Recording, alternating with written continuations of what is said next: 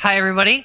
Thanks for tuning in. This is the first session of Vow of the Keepers. I'm really excited. Our adventuring party here are brand new recruits in the organization known as the Keepers, who are tasked with maintaining peace and unity within the Eliason Empire's 10 conquered kingdoms.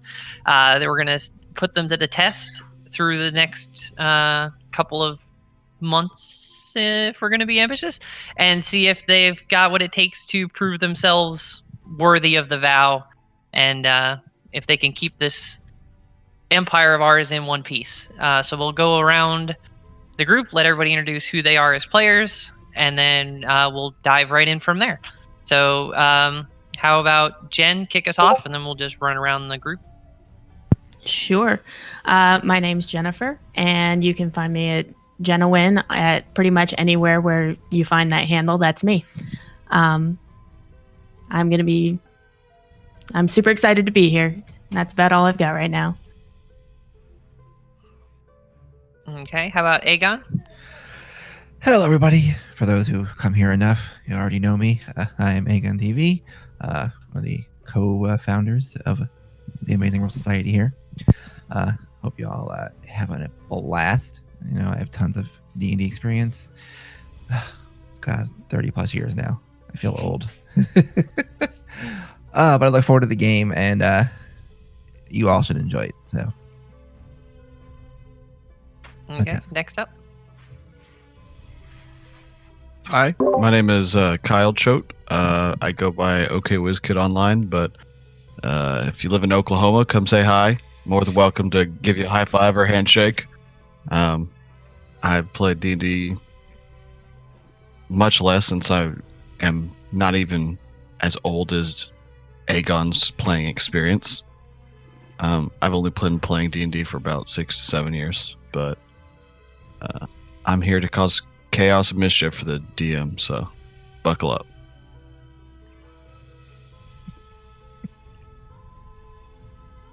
Alright, I'm Julia. I'll be playing an ASMR paladin named Lucy. And I don't have much D&D experience, so these folks will have to guide me sometimes when I get lost as to what to do. But yeah. My name is David, also, excuse me, known as Zarius. I'm the original founder of Roll Society, DM, complete and utter nerd. I am a extremely fun and disruptive player, so I'm ready to get going. I'm picking up a trend that makes me a little nervous. But let's get going here. So the party has been sailing from the capital of the empire, Marselheim, to their first of the 10 conquered kingdoms, or their first group of conquered kingdoms on the continent of Reedan. They've been sailing for a few days now, just kind of moping about the boat, making friends with each other and whatnot and so forth. We are on the last morning. They're getting ready to pull into port here after a paradoxically both fully restful and yet sleepless night leading into it. The ship is alive with the crew moving about, and they're having let them sleep in, and there's a call out of Victoria Ho from up on the deck. So everybody's, roused from their slumber, and let's get rolling. Well, if we are back on the boat, I am finding the nearest porthole, and my head is going outside of it, and I am losing my lunch again.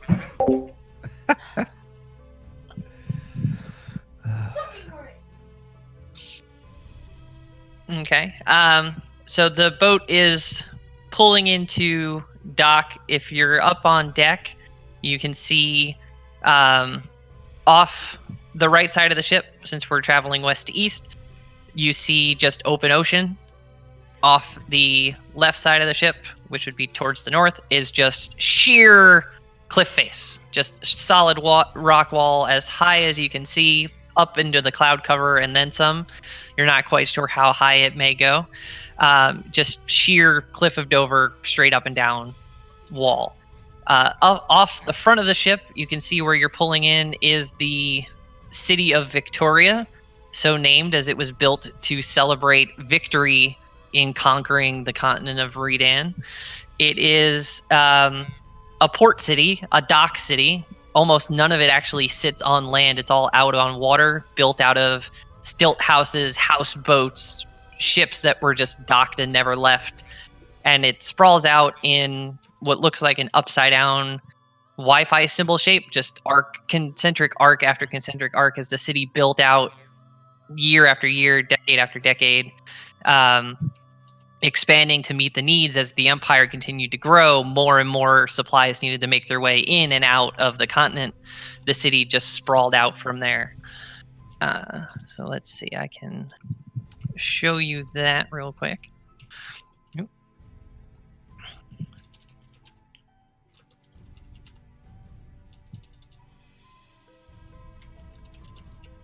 Okay, are you guys able to see that now?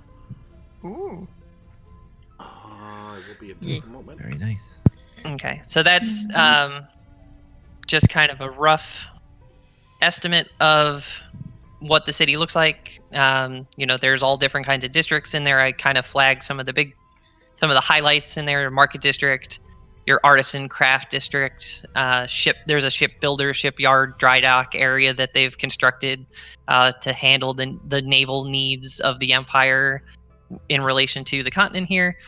Okay. Off along the coastline here, wrapping away from the rest of the town, is the poorer districts. Low-key fishermen scraping by. They're not going out into deep sea fishing. They've got little small skiff boats and things of that sort. The rougher part of town, so to speak, because of their lack of access to the continent. The more money you've got, the closer you are to accessing the one major hole that they've carved out of this massive cliff face that encircles the entire continent.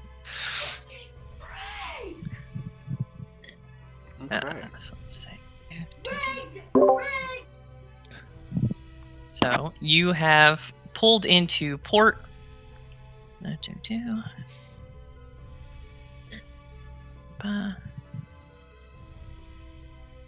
My mumbling narration. Mm-hmm. Okay. So you guys have the ship is pulled into port. The captain has, given you his leave to step off. And out from the captain's quarters steps someone that you have not seen yet on this journey.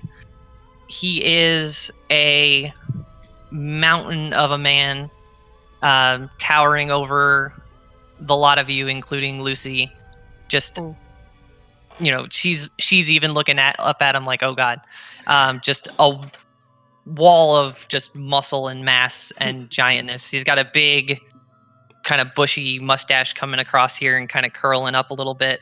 Brown hair, blue eyes, but otherwise not decked out. Like, he's in plain but fancy clothing, like something you would expect a wealthier person or a merchant, artisan, something like that to be in, rather than any kind of like armor, weapons, things like that. You're not seeing any of that. You're just seeing somebody who just looks well off. He steps out of the captain's quarters and down on the deck, and he approaches you guys as you're all getting your gear together, getting ready to step off, and he's like, okay, let me see what I've got to work with. What do I got here? What have they given me to put through the meat grinder? And he's kind of oncing over everybody, trying to see, like, okay. You see him pull out a folder, like a manila envelope kind of office folder with some parchment inside, and he's kind of rifling through it, and he's like, okay, well, which one of you is my spell slinger? And Shelly will raise their hand and me.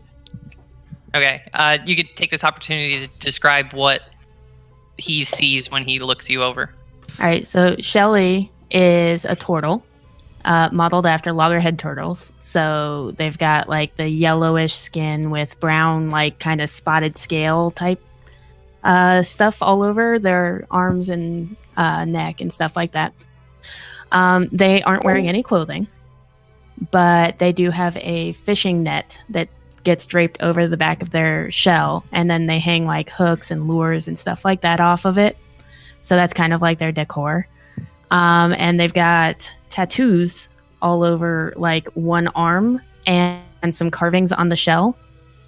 And yeah, that's about it. But this is the happiest that you guys have all seen them this entire trip, which being on the water is awesome and everything, but they're super excited and have been playing with the water, using shape water, just kind of like over the edge of the boat, just kind of making splashes and stuff like that and kind of giggling. So they're like, that's me. I'm the wizard. Okay. You keep those spells in check. Once we're on the continent, they should have told you magic works a little differently here. Make sure you don't get out of control on me. And it kind of works down the line a little bit and looks down and then down some more and then down a little bit more, and it's just like short stuff. What are you doing here? What's your deal? Oh, I'm just along for the journey, fetch some knowledge, bolster my repertoire, and possibly along the way impress some people with my healing. Want to hear a joke? Did you actually air quotes and finger? You want to hear a joke, Captain? Save it. And like look down the line a little bit more, and it's like, you there in the armor. What's your deal? And it's pointing at Lucy. Well, I'm the paladin. Oh, Nothing a paladin. much to say. Fantastic. I'm assuming I'm supposed to be impressed that you managed to take an oath successfully once already. The vow of the keepers is a bit more substantial than the oath of a paladin, and it'll kind of he's laying into everybody, piling it on thick of just like, I am unimpressed and just disinterested in this lump of people that they've put on my boat and sent for me to show around the island. He'll move down, he'll flip through the parchments some more. Bellafiore, are you there, Brat? If you wish to call me that, but yes, I am. I would recognize he's a field keeper. You can So I would say, yes, field keeper. describe what you look like and all that fun stuff. Kinley is roughly about 5'10", muscular but trim. She's mostly dressed in comfortable fitting leathers at this point. A sword and a longbow is her accoutrements, along with her backpack. Look very long, brown hair tied in a ponytail currently. And otherwise she's just very well put together and upkept. Very okay. And then training from her father parents. Turns to the one who's looking a bit green around the gills still. I'm just like, what are you, some kind of half orc looking that green? What's your business? Zar's gonna look up at him with his rather crystal green eyes, and he has this dark brown and light brown muss of a hair. It almost looks like it's been dyed and changed colors several times, and it's kind of braided in a few places. And he's kind of skinny, maybe a little bit underweight for what a human that is 6'2" normally would be, but he's dressed somewhat decently in light leathers and clothing, and as he looks up at the guy, he's just... I hate water. And he proceeds to vomit again.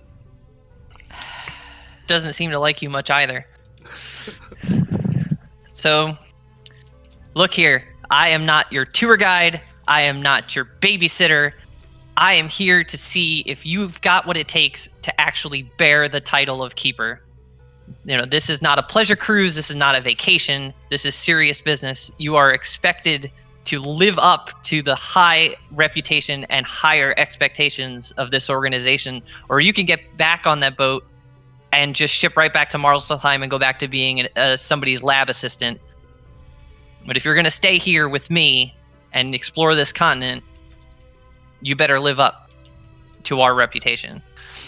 And he's going to toss everybody, each person individually, a sack of gold. If you take the time to count it in front of him, he will probably beat you upside the head.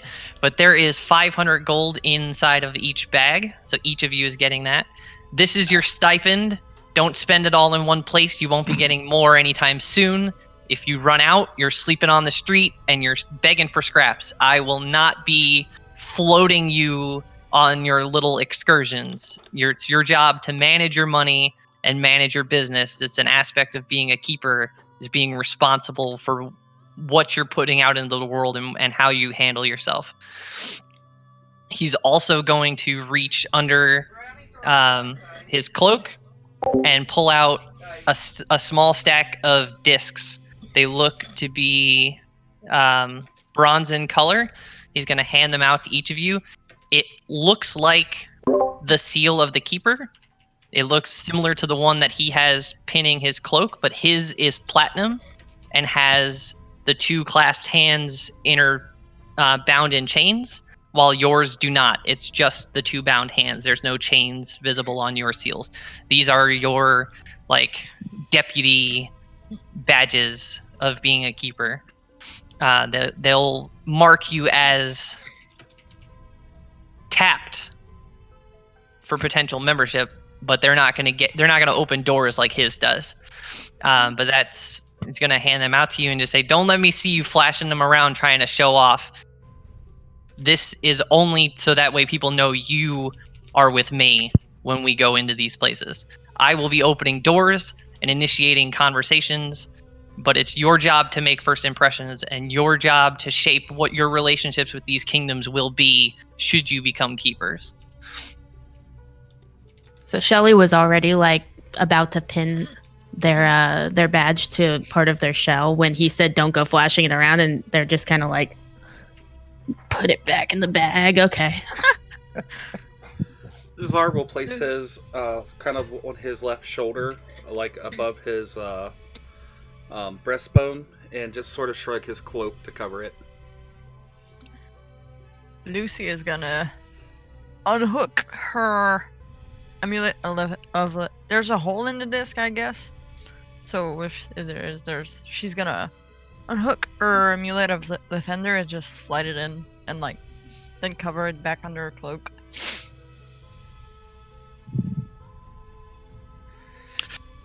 Finnegan's gonna use it as a bookmark in one of his books. Put it back in his pouch. Jeez. Okay.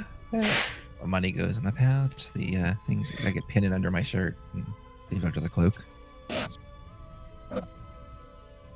Okay. So he is continuing to just kind of glare as menacingly as 8 feet of solid muscle can do.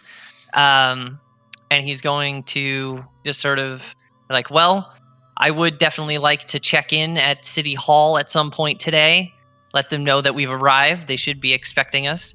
But aside from that, the day is yours. Take time to go get your provisions, buy yourself a fancy pair of boots so you have to sleep on the street once we get to the First Kingdom. Do what you want to do. We'll meet back up at City Hall, and I will make your first introduction when you are ready for it. Hi, sir. I am. And he's off the just boat. kind of off and running. So this like floating city, is it stable like hard ground, or does it actually kind of like sway a little bit? The docks are pretty solid. They're not floating on the water surface. They're uplifted Okay. from a little bit on stable piers, essentially. Okay. Oh. Then Damn it. Czar will fall to his knees, lean over, and kiss the wooden planks. Yeah, it's more like a massive sprawling boardwalk pier kind of thing than like docks floating on the surface of the water. But there is a mix of that in there, right? The smaller slips that the smaller fishing boats and things would tie up to might be floating on the surface, but the main structures and thoroughfares and walkways and things are all solid piers. Okay. So it's a lot like Venice. Yeah, it's a very canal city. There's a lot of like taxi boats and things moving people around through the different circles of the different layers of the town as you move in and out towards the city hall on land itself. That's the only major structure that's actually on land is City Hall. Okay. So what would you like to do? Where would you like to go? Ooh, the library is my plan. Too many ideas. Or find a library if there's one here. Shouldn't we find a place to stay first? I don't know how late in the day is it. It's Morning? early morning. It's Yeah, they're got still time to serving go. breakfast at McDonald's kind of early in the morning. Wait, don't they serve McDonald's all day, every day? I'm old. We're going off the old time when they used to stop. It's still Okay. it's still breakfast time at Old McDonald. Okay. He had a farm. E-I-E-I-O. Anyway, everybody always hits me with that. It's 24 hours now. I was like, yeah, but you know what I mean. You know what I mean when I say it's still breakfast time. Anyway, I'm gonna go find a seedy place to sleep for the night. I'm gonna go ahead and get my room early because I don't want it to be full up later. This is a port city. They tend to get busy. We have no idea what ships or anything may be coming in. He's gonna make sure he doesn't have to sleep out in the cold tonight. okay. So if you're looking for something seedy, you're going to want to wander off into around the corner of the coastline out into the poorer districts of town. That's where you're going to find your bar brawly taverns and your seedy underbelly type places. Sounds perfect. If you're finding any sort of underworld locations in the main circles of the town, they're going to be the more catering to a wealthier clientele type underworld rather than, you know, Yeah, he the sort that you're more familiar with. yeah, he just he wants to go find him a a cheap room and start looking around and getting an eye on people and trying to find somebody maybe that could give him a little bit of not so common understanding of the city. Okay. What's everybody else looking to do? We'll get that rolling for you here in a Yep. minute. I just want to get everybody It's situated. fine. Is there a library in this town? Or It's a port city, so they don't really have like a public library system. There's some bookstores and things in the market district that you can poke and prod at if you're interested, but they're not really going to be like a lending library. In City Hall, there is a records room that's more of a formal historical account, from more of a government documentation-y standpoint, but you may be able to pull some information there as well, depending on what you're looking for. all right. I would like to go to the temple and learn about religionish stuff they worship here. Okay. I will hit up the market. Try and find some good books. Okay. Seeing everybody kind of scatter, Shelly's just going to like try to figure out who they want to tag along with, and we'll probably go along with the market plan. Okay. So, And I'll Lucy, tag along with you. what are you eyeing up to do this morning? And yes, I am very deliberately splitting up the entire party. Don't get mad at me in chat. It's okay. Lucy's gonna be probably at this moment thinking about what happened last night, and she's gonna go towards one of the temple and see maybe if she can find answers about a certain apparition that was in the dream that looked Okay. oddly familiar. So we've got 2 bound for the temple, 2 bound for the market district, maybe looking for a good bookstore, and we have 1 cheap motel and a companion. No, not a companion. We'll see. Contact. Yes. Okay. Mhm. Companion. Yeah, looking for that 2 copper an hour motel off on the side of the dock somewhere.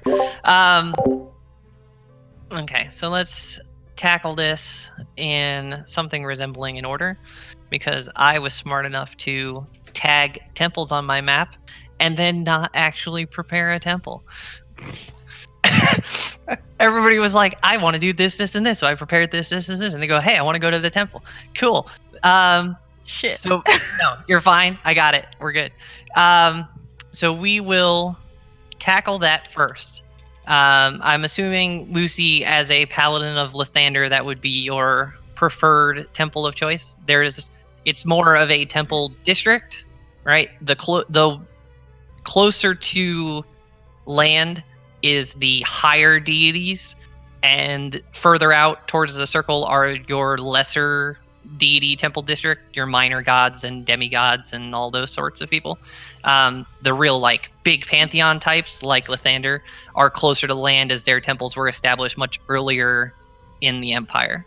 So if Finnegan, if you're tagging along with Lucy, you can go to her temple of choice, or you can branch off and go looking for somebody else if there's a different god in mind that you have. I want to find the temple that's closest to the mainland, assuming that was the first one established. Okay. So in that closer temple district, they're all kind of roughly equal. So Lathander is a safe bet for one of the oldest. Like if you really want to jockey for this one opened on the 1st of November and this one opened on the 15th of December and get into that mess, we could start sussing it out. But really, they're all sort of on that. We're all elite gods. Leave us. Fine. Finnegan will tag along. God. Lucy dies a little bit. We're trying to keep the religious wars in check, right? We can't have everybody jockeying to be the best god, right? And that just gets don't messy. worry. I don't believe in actual believing in gods. So you go into the Temple of Lathander here in Victoria. It's not as big as the one that you are used to from back home, Lucy, but it's doing okay. It's holding its own, and there's various acolytes and priests wandering around. There's an altar, a huge stained glass window. Most of it is okay.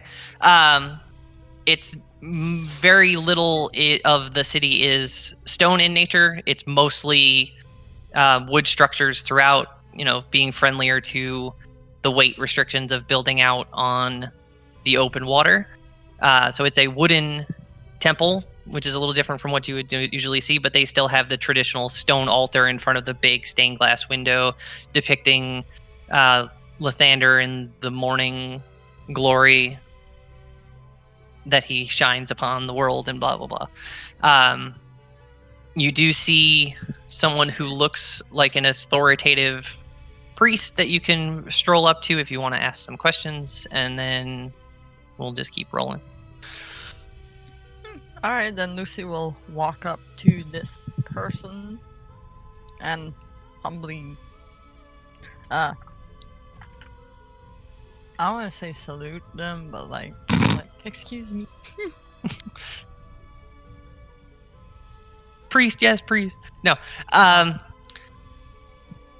good morning. How are you? It is so good. Like this is you've approached a priest of Lathander who's clocking in at like a mid 5 foot, blonde hair down to his shoulders. Looks like he may be elf or half elf. You're not 100% sure. And he greets you warmly, recognizing Lathander's symbol around your neck. What can I do for you on this glorious morning? Good lord, Lucy has a handle.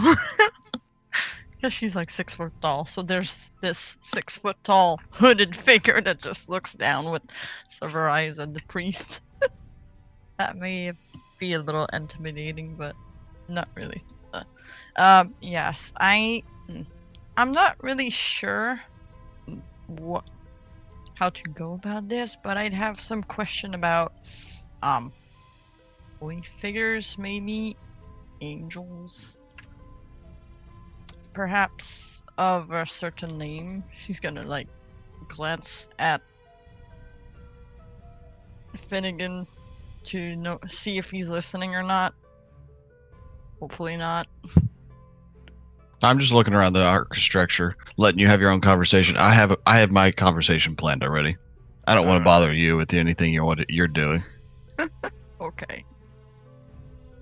So she's gonna be looking at the priest a little, not really flustered, but like nervous about asking about these things. Okay. Well, the Lathander does have numerous servant celestials and angels and things of that sort. You said you name drop the one from the dream. If he says that, she'd be like, "What about a certain Embriel?" And Ambriel. I'm afraid that name's not really ringing a bell for me. I can consult some of the tomes to double check it for you, but I'm not sure I've heard of such a being in service to Lathander. Well, to be certain, I'm not even sure it would be in service of Lathander. I've just had this odd vision, one could say, about such a being called Embriel, and I was wondering if there was anything about such a celestial being. No, not that I'm familiar with. Certainly none of the other major gods that I know of have mention of such a left hand or right hand associate or anything of that. I'm afraid if you wanted to dig deeper with them, you would have to check. But you're not having doubts of your faith, are you? That you're seeing celestials of an unknown origin? That No, of course not. My faith has been unshaken. Worry not about this. It's just, I don't know, an odd dream, one should say. Something telling me I should look into this. You say there was tomes you could look into? Perhaps? yes, the faith maintains a catalog of Lathander and all of his major supporters and subordinates, and they chronicle their tales in the fights against the Nine Hells and the various darkness that they keep at bay. We can leaf through some if you're looking for something specific, but he just kind of like trails off a little bit. But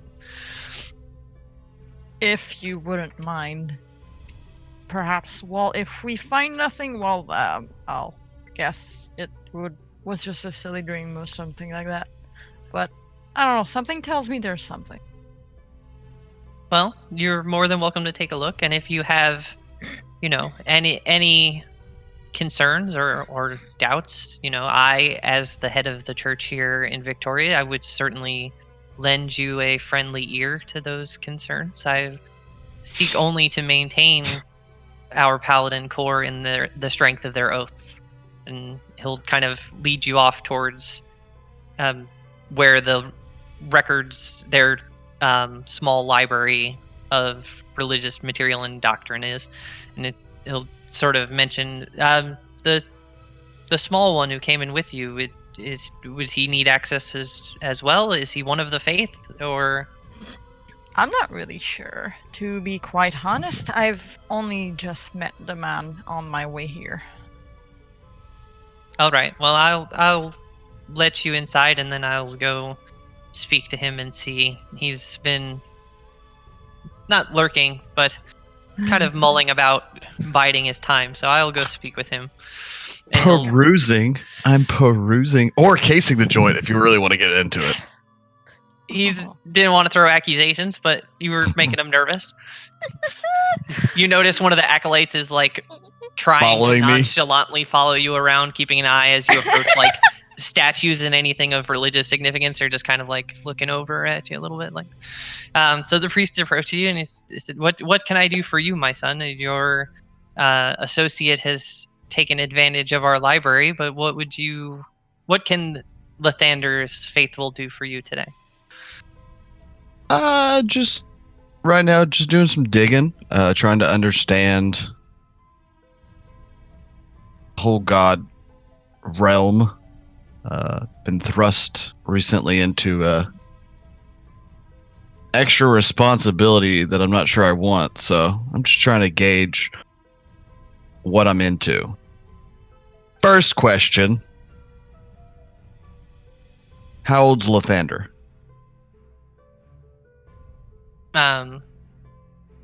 Lathander is beyond the reckoning of human time. He dates back to the birth of light and darkness. He is the morning. Who is the evening? I really don't like you very much right now. There you go. I'm letting my inexperience show a little bit. I don't know that the Pantheon is inside and out as I probably should if I'm going to ask you these questions. Let's see. So Shar. I'm going to have to go back to school and take religion classes again. God, I hated that so much. Are they considered equals, or is one good, one bad, or if you choose Lathander, the other one's wrong, or is Shar right and Lathander's wrong?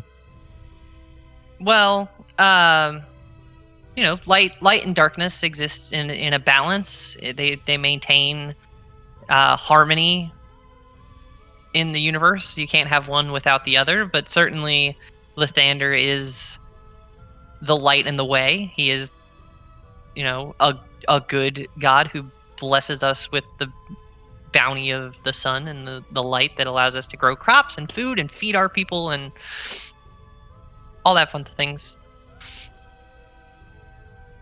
So if Lathander was the beginning, who made Lathander?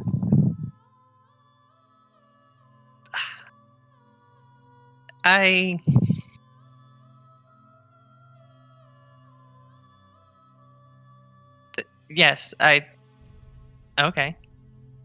So there are, of course, rumors of a being that predates Lathander, but those are just myths and legends. He exists, he's always been. That is the way. Like the great Pantheon has always been there. They've bestowed their blessings upon us and allowed our empire to blossom as it has and grow in their glory. How does one ascend to deity, to become a deity? That's not a thing. The deities, the gods are beyond us. Like, you can't just promote yourself to godhood. That's most certainly not a thing. He's starting to kind of bristle at things that are sounding sort of heretical and blasphemous a little bit. And he's just like, I don't know if I want to keep talking to you so much anymore. Like, well, I appreciate your time. I think don't want to be wasting it of any sort. I'm gonna go check out other temples, see what they have to say.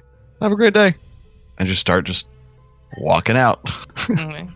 May Lathander's light be with you, and I hope you find the answers that you seek, though I would assure you that you've already set foot in the best place to be. He's still trying to sell you on Lathander, but at the same time, he's very, like, reticent to keep letting you poke and prod at his faith. He's just like, you know what? Let the temple down the street deal with you and your atheism. It's not atheism. He's in the pursuit of finding the best one. Mm-hmm. Just asking questions. Yeah, I mean that, and also strengthening what his resolve and his understanding. Okay. So Lucy is off in the library flipping through tomes, looking at the records of Lathander and his deeds and the deeds of those underneath him, not really finding references to, Ambriel or the Six or trials or any of the kind of things that you picked up on last night in the shared dream that everybody got to have on the boat. It's just a lot of like references to him and his underlings, and which her name's not popping up anywhere, and you're just kind of a little stumped. It's just like, man, who are these people, and why did they drag us out in the middle of the night? Like, it's just sort of getting a little frustrating for you. You're being censored. They're hiding the good shit somewhere else. Lucy has no idea where she would find such things because she's not really an intellectual. Well, after a little while of searching through and not finding anything, she'd probably step out of the library and look a little, like, oh man, thought I'd get some answers, but I guess I wasn't looking in the right place. Okay, you come out of the library and Finnegan is MIA. He's left and gone off to you don't even know where. He's wandered off. I'm like, oh good, that's my traveling companion is missing in action. Great. So while all of this temple exploration is going on, we've got Czar off in the more rustic part of town, right? Let's be nice about this. So he's walking around. It's a lot of shack construction, small one-room structures thrown together as best you can. A lot of it's reclaimed wood from ships that have been decommissioned, or it's just ships outright. People are living on their small boats, pitching like tents off of the sail mast and just sort of making do as best they can. This kind of place. There are a few taverns and things scattered around that may have an upstairs room that you can get on the cheap. You just have to kind of eyeball them, which if you're looking for something in particular, like you're looking for the first tavern that has somebody thrown out the window out front, or something of that nature, or you just sort of grabbing the first thing that catches your eye. He would look for not a place where somebody's being thrown out, because that seems to draw a little bit too much attention for his liking. So someplace more quieter, 2 stories, maybe has a second room, like you were speaking about upstairs. He would look for patrons that are kind of keeping to themselves as they make their way in and out, not causing too much of a hustle. Not too well dressed, but not completely in beggar's robes. Okay. So you, after wandering around a little bit and kind of people are eyeballing you because you're not ritzy, but you're definitely not a local either. Like you're standing out a little bit, just as somebody who you don't look at like the seafaring type. Maybe still a little pale from your earlier time on the boat. But you do see a tavern with a sign out front of just like 2 mugs over frothing with beer clunked together, spilling out. No name on the front door or anything of that sort, but it looks to kind of meet the description that you're looking for. Sounds perfect. Let's go in there. Okay.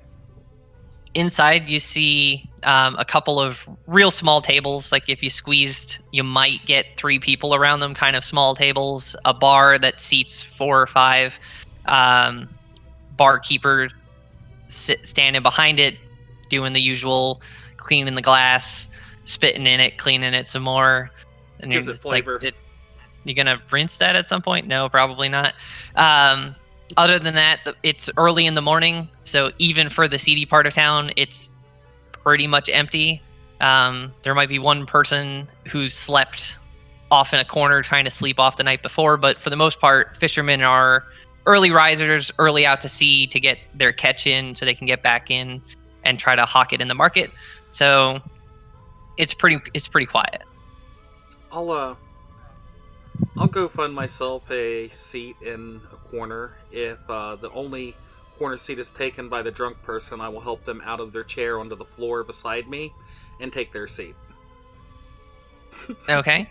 As they are half drunk / hungover, they kind of let you do that. They're just kind of like groggily, and you just sort of slump them onto the floor and they curl up into a ball again and kind of clunk back out. Lenra, who's got like a big beard on the short side, might be a short guy, might be a dwarf, you're not 100% sure.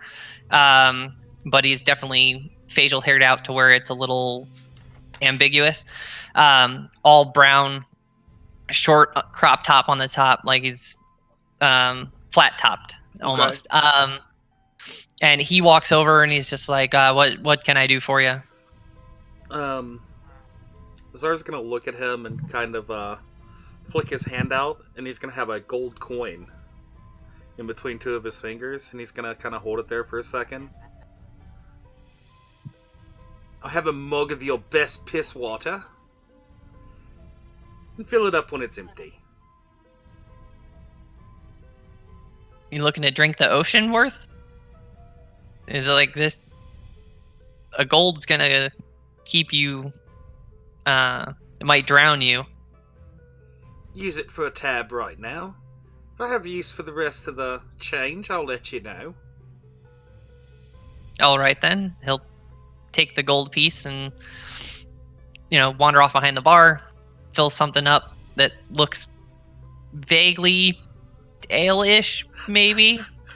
It's pale. It's not clear. It ain't water, but it's a funky kind of pale. You're like, and he comes back over and slides it across the little table to you. And like, what else can I do for you? Oh, my lord. He's sarcastically like, oh, you've got money to throw around. Just like, oh, Just arch an eyebrow at him.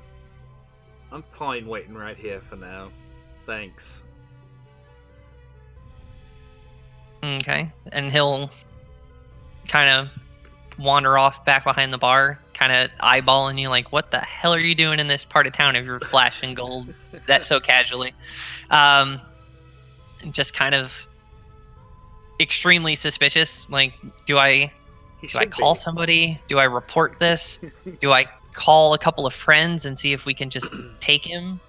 Just roll him and toss him in off the side of the dock? Like, he's running through a whole bunch of ideas and none of them are particularly nice towards you. That's fine. I would be doing the same thing in his position, and I know this, so I'm just gonna sit there and peacefully drink my pale ale for a little bit. Okay. He'll refill you once or twice, and then he'll wander into like a back room. Might be a kitchenette, like a galley kitchen, like you'd see on a small boat, like something real tiny. It doesn't look like there's enough space in here to have like a proper kitchen, so it would be just some sort of like a throw together sort of quick serve kitchen at best. But he just kind of disappears out of sight, and then some time goes by and maybe he comes back out. While that's going on, we'll jump over to the market district where Kinley and Shelley have decided to go on what may or may not be a shopping spree. We'll find out here in a moment.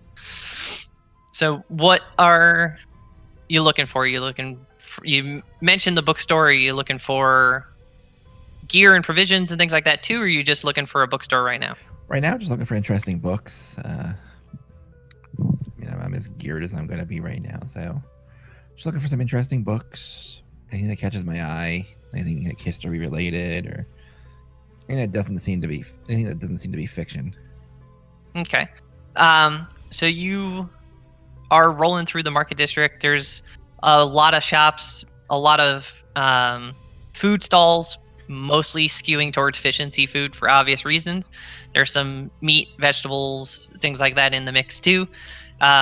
You see, basic supply shops, adventuring gear, provisions, camping stuff, and a lot of nautical equipment, tackle, fishing nets, hook and bait, all that fun stuff. Anything you could need in a port city, you're seeing in this market district. You also see the local Stony Express, which is the messaging service in the Eliason Empire. If you want to pony up some money, they'll cast sending for you to let you send messages anywhere in the kingdom and anywhere in the empire. And then you finally find yourself in front of a bookshop called The Bound Memory. And you look inside. It's not massive. It's 2 floors. You can see it's wall-to-wall books, but it's looking like your best bet at the moment. All right. I would step in there and start looking around, seeing what I can find.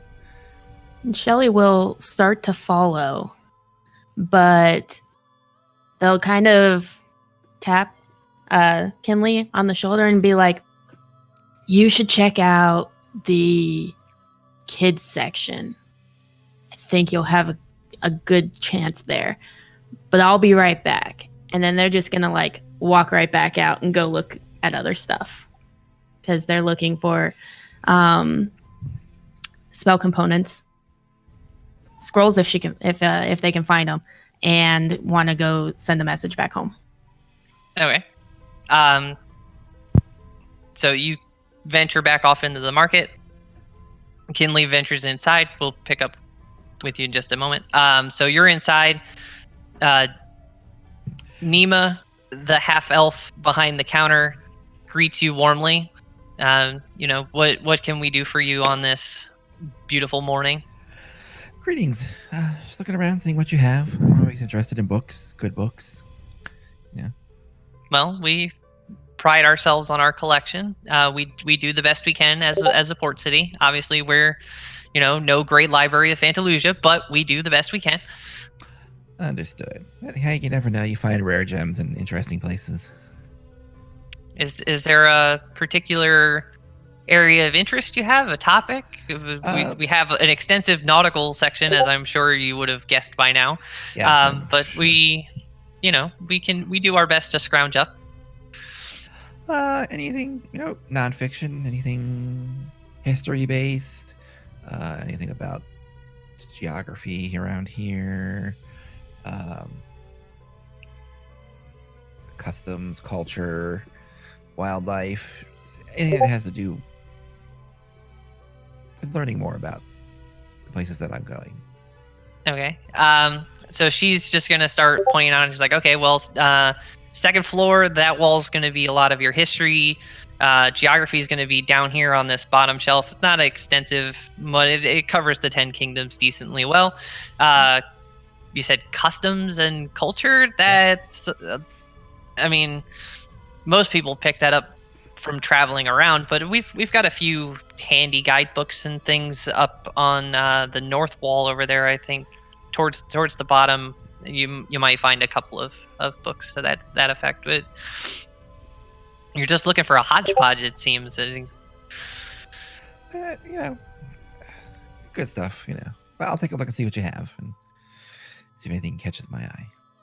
And I'll start, perusing through the book, seeing if anything is, legitimately, more work of nonfiction than fiction, and picking up whichever books are and taking them with me. Okay.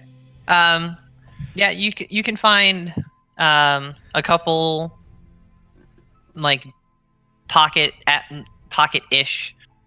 We can only print so small in this era, but pocket-ish atlases for the continent of Reedan that sort of just give you a high-level overview of the four kingdoms, where they are, and sort of the smaller villages that dot the continent in between them and things of that sort. Which will add that into your inventory later, just looking at some maps and things. You can find more of a National Geographic approach to cultures and customs. It's not very it's not a tourist guide to these kingdoms. It's more of I'm looking for a tourist guide. I'm looking for actual yeah, but people you digging can into cultures and stuff. pull out some bits and pieces of tidbits and things that might be useful for the local kingdoms. There's not a whole lot on the other kingdoms. There's a few little bits and pieces. It is a port city, so they do get a lot of travelers from the rest of the empire, but for the most part, it's centered on Reedan. Most of the people popping in are looking to travel into the continent rather than out of the continent. So they're focused mainly on home, essentially. And then what was the other one? History. You were looking for some history stuff. Yep. Most of the history books that you find are just stock empire history, the conquest era. Okay. Eliason is the first emperor, things of that sort. Stuff I've already read, probably. Yeah, stuff that you're familiar with. There isn't really anything off the beaten path in this particular bookstore on that front. All right. Well, I will pick up all those books that interest me and, bring them to the counter. Okay. She'll kind of peruse through the stack and kind of assess what you're looking to buy. How many books in total are you guesstimating out? I don't know. How many are there altogether that I can find that interest me? Roll a d10. We'll see what you find. Okay. Let's see. Okay. So it looks like there's about 6 books across the different categories that you were looking for that were of interest, and she's flipping through. Most of them are standard fare, widely published. So she's looking to charge you about 60 gold for the stack. Whew, 60. That's expensive books here. Is there anything that's not a standard publishing here? Of the stack? Well, I do have a few choice books that I keep on the side, but I have collectors that come through specifically for them. I don't know if I would part with them to someone I've just met. Shame. What are they? A few different tomes.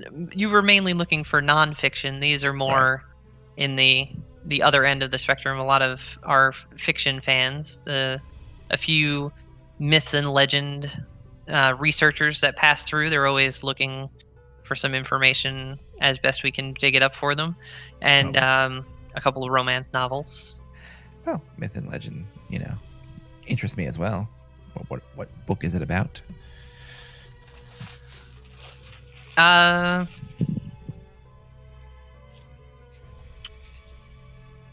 She's reluctant to say. It's just just the usual folklore and legends of the kingdoms. A lot of from the pre-Empire era is somewhat frowned upon. It's not lost knowledge, but they'd like it to be lost. So we don't keep those on the shelf. Well, that could be fascinating. And how much are you asking for that? I have a buyer for that book already. Damn. Oh well. Okay. Is there anything else that you're looking to do? Or you good? Well, if most of these are pretty common publishings, I probably read most of them. I think the probably only thing I'd probably take is the basic atlas of the area. So at least we have some general maps. Okay. She'd part with that for just 10. All right. 10 gold pieces. Like, oh, well, I'm glad we were able to find something that suits you. And I hope you'll stop back in again. Perhaps we'll find something more to your liking. Perhaps if you find some interesting rare stuff that is not too common. I'm always interested. Okay. So while this was going on, Shelly had wandered off to explore other parts of the market. They've been picking up some basic spell components you said you were looking for. Anything pricey, or are you just looking for standard component stuff? Yeah, I need a very, very fancy pearl for the identify spell. 100 gold pieces worth. But pearls at least come from the sea, right? So maybe Yes. they've got some here. That is something that the apothecary magic component shop in town can most definitely hook you up with. They have a decent supply of those, as they've the luxury of being a port city. They're common enough, in fact, that they'll part with the pearl that you need for just 75 gold, because they have them in abundance. They don't need to mark up the price on them. We'll definitely be taking that. Additionally, if there's any chance that there's like spell scrolls and stuff so that they can add to their spell book, which they finally figured out how to work, then that would be wonderful. Otherwise, they will just head to the post office place. I forgot the Is name. there specific spells that you're looking for, or? I mean, I've got a list, but no. Okay. Stuff like yeah, rituals mostly. But Okay. There's a few shops in town. If you want to wander off into the craft district, there's more artisan-y types that are going to be making magic items, armor, weapons, things of that sort. They would be the ones to talk to about cooking up some spell scrolls and things like that. They have that kind of more advanced calligraphy.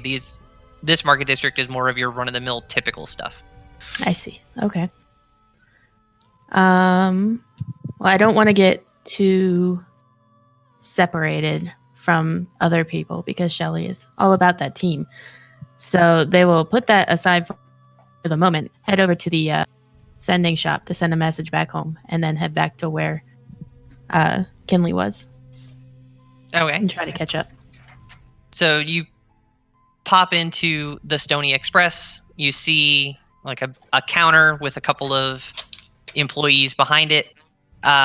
On the wall behind them is just a big bank of little like cubbies, and inside of every cubby is a stone, with some like different runes and the name of a location carved in it. So you walk up to the desk. There's a employee there named Kaylin. She asks, "Who do you want to send a message to? Where are they? What do they look like? How do I get it to them? And then what's your message?" Oh boy. All right. So they'll say, well, it's a little village, and it's called Breakwater. There's a tiefling there. Her name is Content. You can probably go through the. Oh, do we even have one of these back home? I don't even know. How close do I have to get you? The closer the better, but we do cater to more rural clients as well. As long as Breakwater as a town will certainly help us locate the person you're trying to get relay this message to. Okay.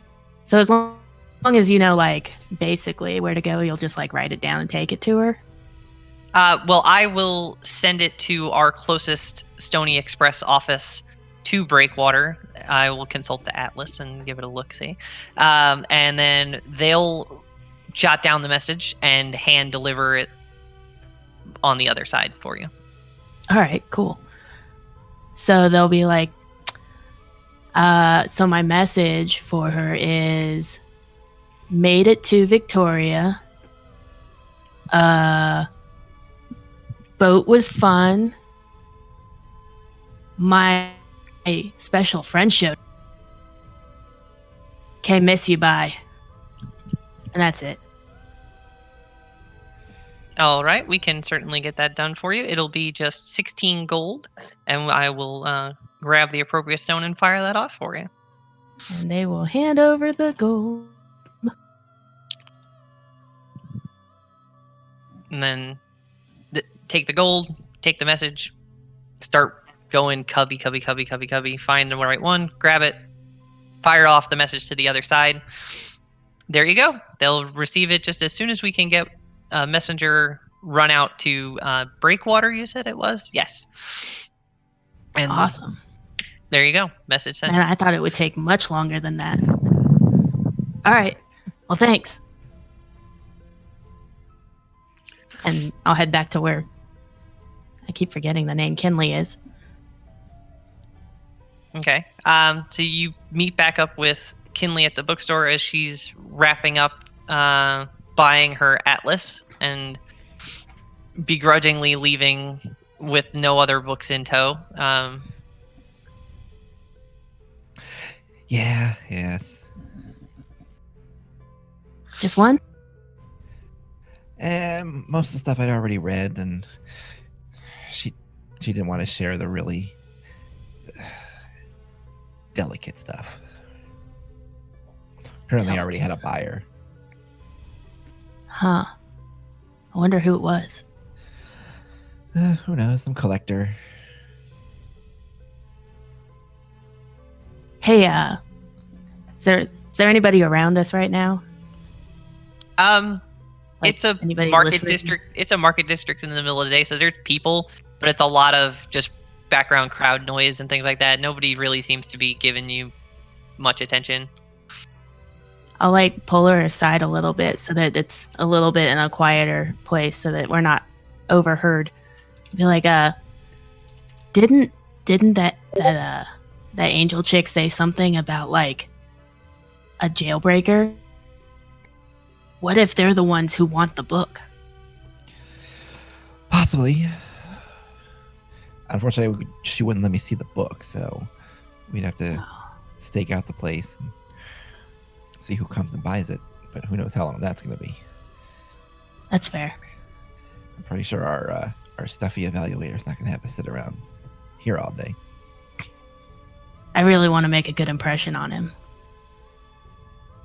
I don't know about you, but like, I have a lot of people expecting a lot from me, so. yeah. Huh. Well, you want to go find out if they found out anything? Sure, but I'm going to stop at the message stand first. Oh, it's so cool in there. They've got like all these sending stones. It's awesome. Do you want some company, or I can just head You're back? welcome to come if you want. Awesome. And I will. All right. So Okay. over to the messenger service. Yeah, you pop back into the local Stony Express office. You see Kaylin again, just standing behind the counter, waiting for customers, writing down messages as she can. Wait your turn. You come back up, and she's waiting for another message so soon. She's looking at No, you. this is my buddy Kinley. Kinley, this is Kaylin. You made good friends already, huh? Oh, I love friends. They're great. All right. Well, what can we do for you here at Stony Express, there, Kinley? Send a message to my grandfather. And where would he be located? He is in Marcelheim. Is that how it's pronounced, right? Mhm. in Marcelheim. Marcello Franco Bellafiore. Sorry, Bellafiore. She kind of like she goes to turn to reach for the Marcelheim stone, and then she hears the name drop, and it's like, "Did you say grandfather?" Yes. All right then. And she goes and she reaches for a different Marcelheim stone, one that looks a bit nicer than the usual one. And she pulls that one down, and she's like, "Okay, so what is the message that you want to send?" And she's looking very intently, like she wants to make sure she gets it, the inflection and everything exactly right. Just send him a message that that we arrived at Reedan safely. It seems interesting times may be ahead. I look forward to joining the ranks of the family when this is all over, and hope you are well.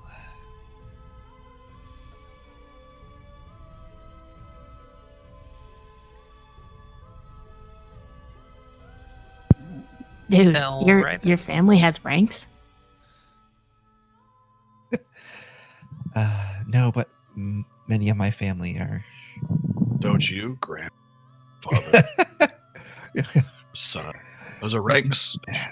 Let's just say it's being a keeper is becoming a tradition in my family. Oh.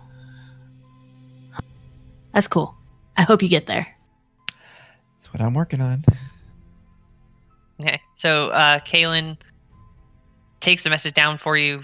She knows exactly which office to send it to reach who you're trying to get to. She's like, okay, this is definitely going to the home office. They'll handle this appropriately. That'll be just 16 gold, and I will fire this off for you. All right, I'll pay her. Takes the gold off the counter, slides it under, and then picks up the stone, fires off the message. It will be at him as swiftly as we can manage here at Stony Express. Thank you. All right, that's it. Well, you have a wonderful day. You too, indeed. She gives a wave to Shelly on your way out, too. She's super friendly both times that she stopped in. All right. You make sure you eat something good tonight, right? Not much of a chef. I try. I do my best. I'm sure it'll be wonderful. You have a good night. You too. Like, just fast friends. Just quick to make a friend, aren't we? So are you guys looking to try to find the rest of the group? You're gonna go to City Hall to try to meet up with your evaluator, or how late are we supposed to meet him? he didn't give you a specific time. He just said he wanted to check in with City Hall today and sort of left it nebulous on you guys. Very well. I'll make my way in towards here to the probably the better inns near the internal temples, and try and secure a room there for the night, just in case we're not leaving. Okay. Shelly, are you tagging along, or are you gonna splinter off? No, I'll tag along unless something catches my eye, but mostly I just want to make sure that, there's at least two of us together. It's not a bad plan. So you see, in this area, there are a few different inns to pick from. There is a large inn. Its sign over the door says the Sleepy Seas, and it's like 3 floors, big tavern on the bottom. You can see that they're well prepared to handle any sort of like large party that might stroll in off the dock. There's also a few smaller like bed and breakfasty size inns and things that you can pick from. There is a small mom and pop houseboat called the Buoyant Bed that you see just sort of like floating there next to the huge ritzy inn. It's just sort of chilling down there. You're like, you might be sleeping on a hammock if you go to the Buoyant Bed. but they'll take good care of you like a mom and pop would. Not that ostentatious, so I'd probably pick like one of the quote unquote bed and breakfast type places to stay for the night rather than the large fancy inn. Okay. So you step into the Elias Inn, like Elias INN Elias Inn. They think they're very clever. You see a human woman standing behind the check-in desk. There's a half elf and a furbolg kind of moving luggage and gear and sort of like tidying up the place. It's in that check-out, check-in transition window, so they're kind of trying to get everything ready for people who might be looking to book a room for the night. All right, make my way in. Good. Is it still morning or is it? It's creeping towards midday, but it's still technically morning. Good morning. Hello, how are you today? What can we do for you? Doing well. I'm looking to get myself a room for the night. We can certainly accommodate you. Is it just you? Do you need one room, 2 beds, twin beds, king bed? What do we? Silly. Want your own room? Share? I was actually gonna plan on somewhere else, but Okay. that's cool. Thanks. Oh, Okay. all right. That's So, perfectly fine. Just a single then is good. All right, we can definitely accommodate you for the night. If let's see, I had it and then I lost it. Where was it? It would be just 8 silver pieces for the evening. All right. If you're just looking for one night. Yeah, just one night for now. I don't know if we're going to be here more than one night. Okay. So we'll pencil you in here. If you just sign your name on the ledger, so we have a record of who has been staying in the hotel, and then we'll get you a key. I signed it with my very well trained fancy signature. So spin it around and kind of, and then slide the key over. That last name is always going to kind of raise an eyebrow. Of course it is. But she doesn't bother to mention it more than that. She just sort of takes note of it and slides you a key, and it's like, we're more than happy to have you within our lovely inn. Thank you. I appreciate it. All right. Okay. What are you looking for, Shelly? Is this your district, or are you looking for something a little more squalor-y? You're gonna go shack up with Czar in the seedy part of town? Yeah, they probably go to because back in Breakwater, they were kind of a beach bum a lot of the time, just kind of like sleeping wherever. It didn't really matter.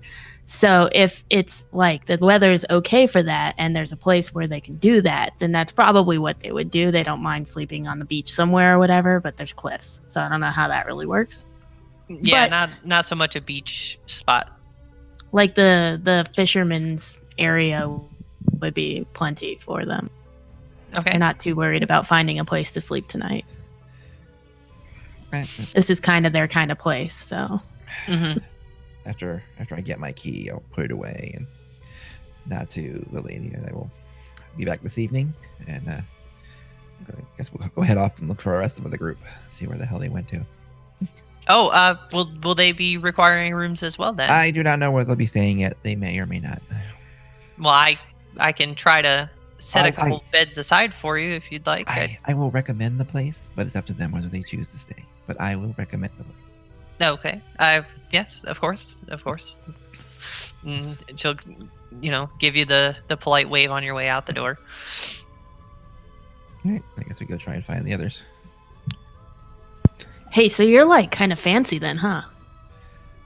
Not that fancy. It's just when you have my name, it carries a lot of weight behind it, or should I say, on top of it sometimes. That sounds kind of cool. Kind of. It can be. It can also be very exhausting. I feel that. All right, let's go find them. Okay. So, are you guys heading for Silverheart, or are you gonna head off into town and see if you just bump into everybody else?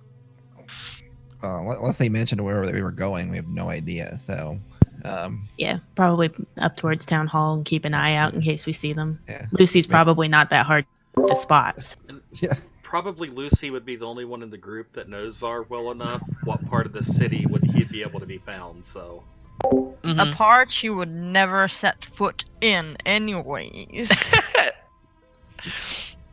Okay. that's beside the Um, point. Okay, so you guys are going to head up towards City Hall, start making your way in that general direction. We'll cut back to Czar, who's been drinking his weight in ale? Question mark. Very weak, watery ale. What he would expect from a place like this. Yes. Yeah. So you've been sitting there for a while, nursing it, just kind of waiting for what you expect to happen. I'm assuming. Yeah. Basically, he's trying to watch who may come in, come out, see if people are like coming in, maybe talking to the bartender and leaving quickly, not staying for a drink, or if another patron comes in and people seem to come in and speak to him and leave. He's basically looking for some type of person that tends to be well connected in this area of town and way of life.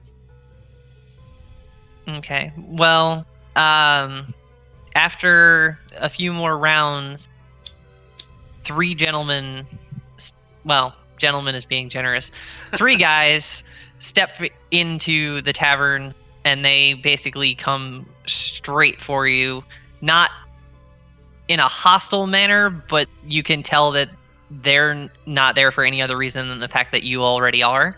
And they walk up and they're just like, so what brings someone like you to some place like here?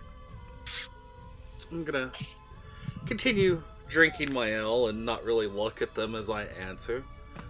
What exactly do you mean, someone like me? Flashing gold in this part of town is a risky proposition when you haven't already spoken to the local constabulary. Constabulary. And he kind of gestures to the people standing behind him, who are quite a bit taller than he is and looking like they're meant to be muscle. And just sort of that, like, if you're going to bring a bag of money into this district, you needed to kind of pay the toll on the way in, and you didn't bother to. So they're looking to sort of make their presence known. I see. And am I to assume that you are the local constabulary? We are indeed. Gonna kind of turn a little bit. I've got my left hand kind of like sitting in my lap, kind of like on the edge of my cloak, and as I turn, just the barest edge of my badge would show as I look over toward them. Indeed, and what exactly is this toll that you wish to extract from me? As I'm already spreading this wealth around your poor district. Well, Yes? we choose to tax visitors so that we don't have to tax the locals. It's a tourism tax. We like to put the burden of society's social needs on those who choose to visit our little neighborhood here. I see. Is the bartender still behind the bar? Yeah, he's still there. He may or may not have been the one who told them you were sitting here. He's just kind of like eyeing you up, waiting to see how this shakes out between the four of you. Well, I'm not exactly a visitor, because I've already paid the bartender for the room upstairs. So technically I'm a resident and therefore owe you no tax. And the barkeep's like counting how many times he's refilled you, and he's like, yeah, that covers the room for you. And the constable kind of shoots the bartender a glare, like, what Are you? Shut up! I mean, look, the When he would look back, I'd have Take- another gold coin in between two of my fingers. And just sort of like twisting it between my fingers. Now, if you want my gold in a honest manner, you will provide a service. And I'll kind of turn toward him again, just a little bit more of the edge of that badge on his shoulder, just showing a little bit more. I wouldn't want any trouble here. Well, as the local constabulary, we do provide a service. We ensure that the rabble rousers and the rough housing is kept to an absolute minimum here in this fine neighborhood on the outskirts of Victoria. That's We not, keep things running smooth. that's not what I want. I want information. When I want it, and quickly. I don't care how you get it. I don't care where it comes from, as long as it's accurate. What kind of information? I mean, do I look like I have Stony Express branded across my cloak? Like, what do you think this is? You just walk in here and make demands? I think he's trying very hard to like not acknowledge the badge. No. I come here looking for a service. If you cannot provide it, I'll wait for someone who can, and they can have my gold. But should you decide to become a vagabond Stony Express, specifically aimed and tailored for providing me the information I need, it could be a very lucrative business proposition for you. And he's kind of mulling it over a little bit, and he's just like, You still haven't said what kind of information you're looking for. We aren't the type to I don't know yet. send our friends down the river. I don't know yet, but when I do know, you'll be the first to know, so that you can let me know what I need to know. Make a persuasion check. We'll see if Alright. you can win him over, or if he's still full on like, I'm just gonna muscle money out of you. Alright, persuasion. Oh, God. So Yeah. not so much. He's just kind of thinks over the proposition and is just like,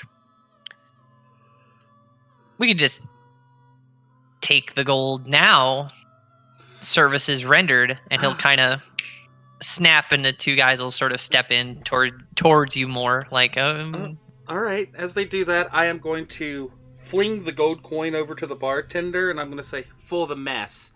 And I'm going to jump up, grab my chair, and just take it and smack it into the first one closest to me. okay. So that is be our first combat of the campaign. Congratulations. Thank you, thank you. Um, There's only one way to deal with this type. yeah. So you take him by surprise. You can, let's see, improvised weapon. Roll with advantage, though. Alright. What's the damage on improvised weapon? It's 1d4 plus strength. yeah, okay, so it's just the 1d4. Let's see. So that'd be a straight d20. Because I don't have a bonus on that. Yeah, but you take advantage because it does surprise. Yeah. So that'd be a 15 to hit. Okay. That clocks the one guy right upside the head. The chair smashes across him. And okay. There's your D4. What's your strength? 0.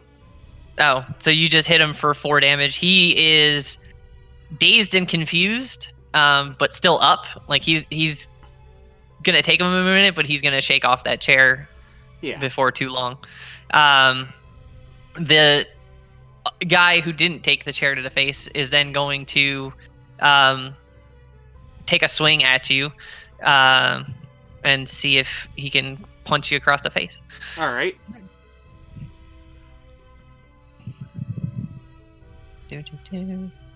That is going to swing and a miss. So he just goes in. Your chairs smashes across, splinters in chair, and in the confusion of that, he goes to swing for you and just misses wide.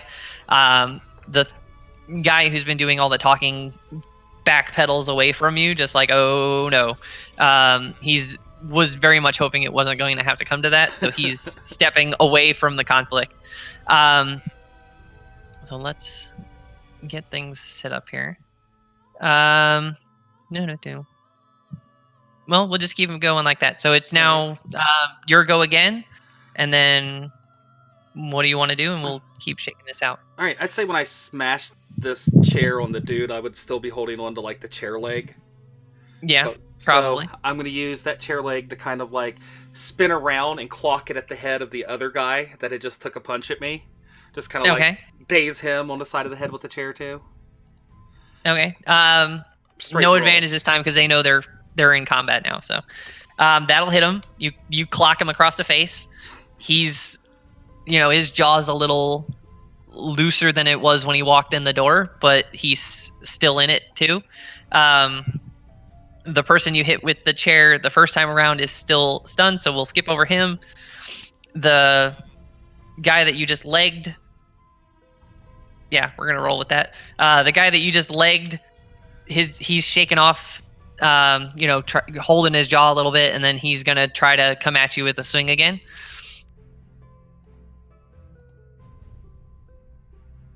And that one is going to hit you. Okay.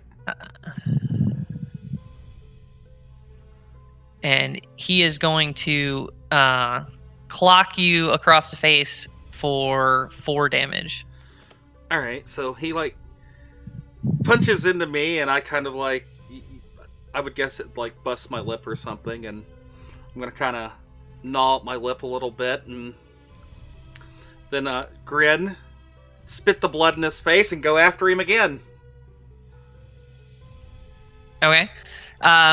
You're swinging at the guy you legged? Yeah, the guy that just hit me. Yeah, go for it. Nail him again.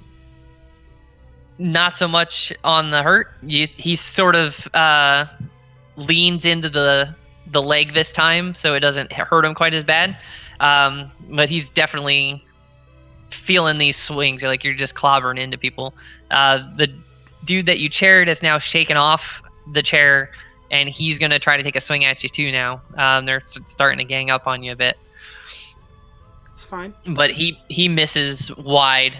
He's clearly still shaken up from taking the chair across the shoulder / back is leaving him a little worse for wear. Let's see. So, and second guy is going to come take a swing at you in kind. He misses too. They're throwing wild at you. You're swinging legs and ducking and swinging a leg and ducking, and they're just doing the best they can to nail you down, and they're not making it happen. So it's back around to you. Gentlemen, it's rather rude to gang up on someone, but it's even stupider to bring your fist to a sword fight, and I'll draw both of my rapiers. And I will make my first attack at the dude that actually struck me the first time. Okay. Non-lethal, so if it reduces him, I want to knock him out, not kill him. Okay. So this is my first one. Definitely hits, and he drops like a sack of potatoes. All right, and bonus action, 2-weapon fighting, attack the other one. Nails him as well. And that is enough to put him down as well. So leg guy dropped first, chair guy follows right behind him, and the constable who was doing all the talking is now back against a wall, looking at them heaped on the ground, just like, oh, I'm in deep shit. So I'm gonna walk over to him and casually resheath my rapiers. I'm gonna get a few inches from his face, pull out another gold coin. So that's a deal, right? he'll I pay you, like you give me information.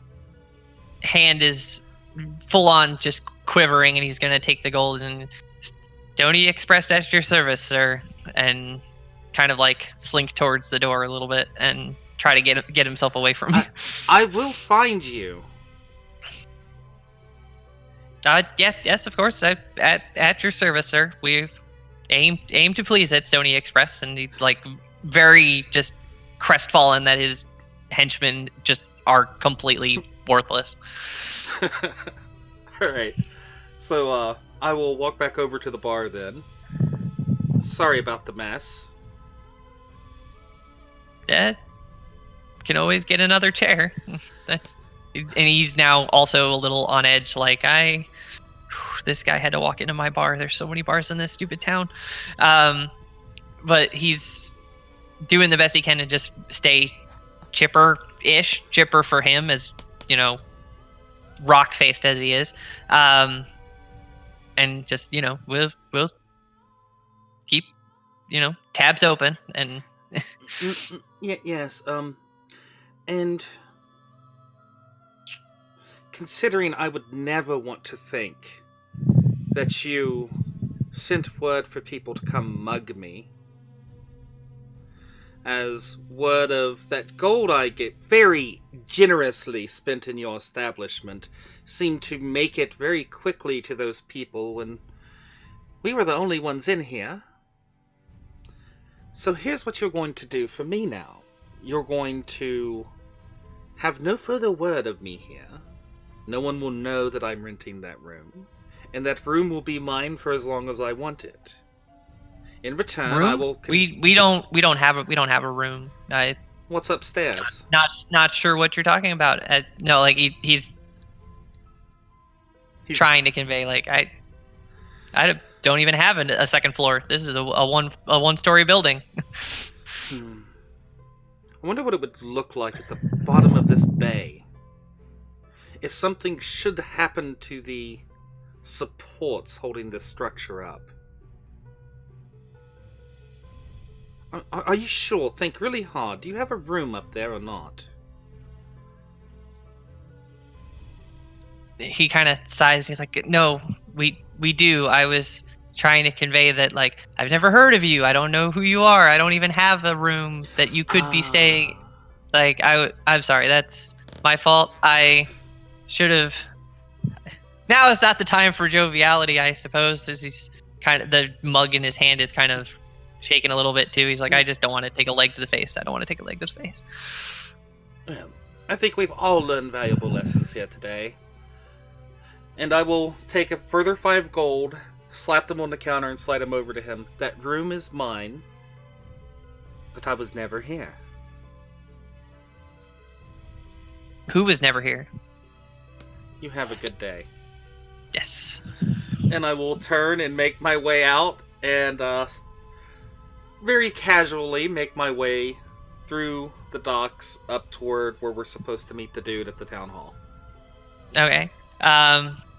So you now basically have a permanent residence in Victoria. At that amount of gold buys you like months worth of lodging in that level of establishment. So he's, sliding the gold off like, okay, now where do I put this that nobody's going to steal it from me? So you head off towards City Hall in the center of the circles. And we are back to our temple explorers. What are you guys up to?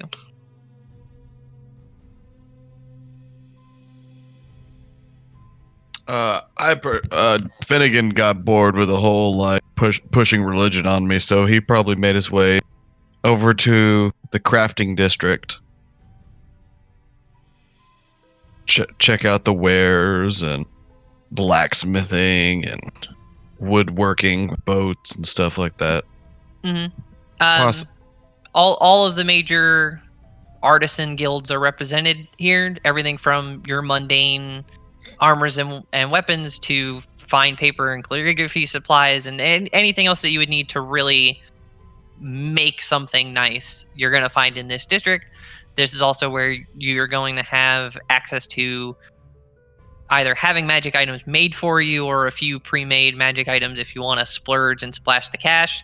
But they're going to have a pretty hefty price tag. These are all custom-made items. They're not churning out magic items in Victoria. You know, I'm not really looking to buy anything. I just want to possibly get insight on how master craftsmen form their duties, kind of thing. Just get a gleam of information, add that to my repertoire of what people do and how it's done.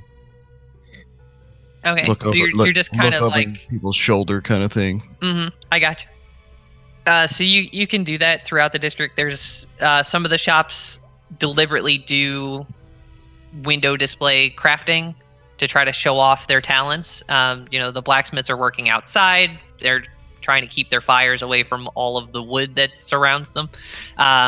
So their forges and things are stone set outside from the wood buildings and things. So they're pretty visible and plain to see, working their armor and weapon blades and things of that sort outside. Some of the finer crafts, jewel crafters and things like that, they're a little more tucked away. They're not, polishing diamonds on the front porch. But you can glean a few things here and there. How about you, Lucy? What are you up to? Well, Lucy would be looking around, seeing if anything would catch her eye in the temple, though. She's a bit let down by... Well, she knew it wouldn't probably be that easy, but, she hoped that she'd find at least something, but since she didn't, she'd look around if anything catches her eye, and if nothing does, well, she'll go on her merry way to the rendezvous point so she doesn't get under the guy's skin. Okay. So yeah, the temple looks like just sort of a more lower class equivalent of what you're used to from back home, being like the main temple of Lathander on this continent. Home is much ritzier. Everything's more ornate and adorned and everything like that. So nothing really jumps out at you as flashy or worthwhile or overly interesting. And there you go. So you make your way towards Town Hall like everyone else is. Finnegan, are you gonna mosey that way as well eventually, or are you just kind of I'd make my way probably after lunch for sure. I would not be in any kind of rush. I'd plan on being there before dinner time for sure. So I'd say 4, 5-ish. I'd stroll up to Town Hall. Okay. So let's see. That it would be decently after everyone else. So they've been standing around on the East Hand Bridge. There's two, like, coming up to Town Hall from the main circle of docks and piers and everything like that. There's 2 large stone bridges that just run out across the water for about 100 yards up to City Hall. It's the only way to set foot on land is across these 2 bridges. So they're waiting at the East Bridge, which is the entrance to the continent, versus the West Bridge, which is the exit from the continent. It's a flow of traffic, like customs and borders. And they've basically just been standing around waiting for you to turn up in all your, glory and presence. So you stroll up last. It's about 4 o'clock. The work day is winding down. So Silverheart is looking at you like, "Oh, grace us with your presence, I see." Like, he's just less than thrilled that you decided that the entire day, like, he gave you the day, but at the same time he was expecting you not to take the day. You're just like, well, wait a minute. But if you give a mouse a cookie, he's gonna ask for a glass of milk, motherfucker. Oh boy.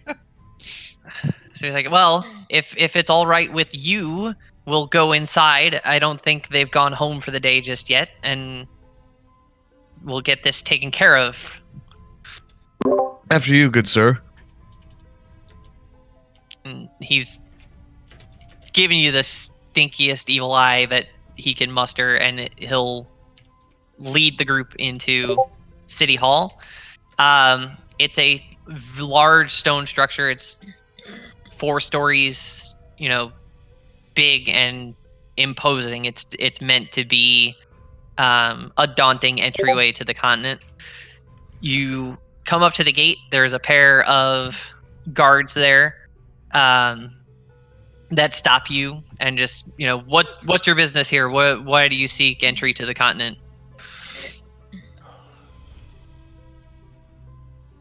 I point at the big guy with the giant platinum badge.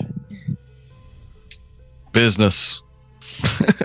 Yeah, I paused for a moment waiting for him to respond sarcastically at the guards, and then I remembered I'm the one who has to respond sarcastically to the guards. I pipe up with business.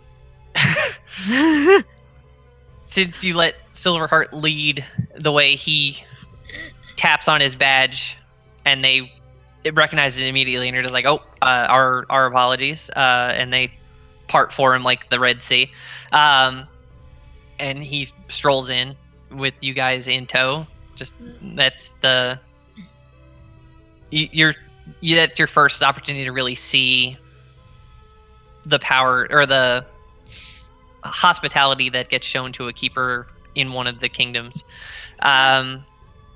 So he strolls in. The first level is largely like a customs checkpoint. There's people with carts and baggage, merchants trying to move in and out with their goods. Everything's getting searched. Everything's getting looked through, rifled through in both directions, coming in and out of the continent. Everything's, secure area and whatnot. There's Goliath guards walking around looking as beefy as they can.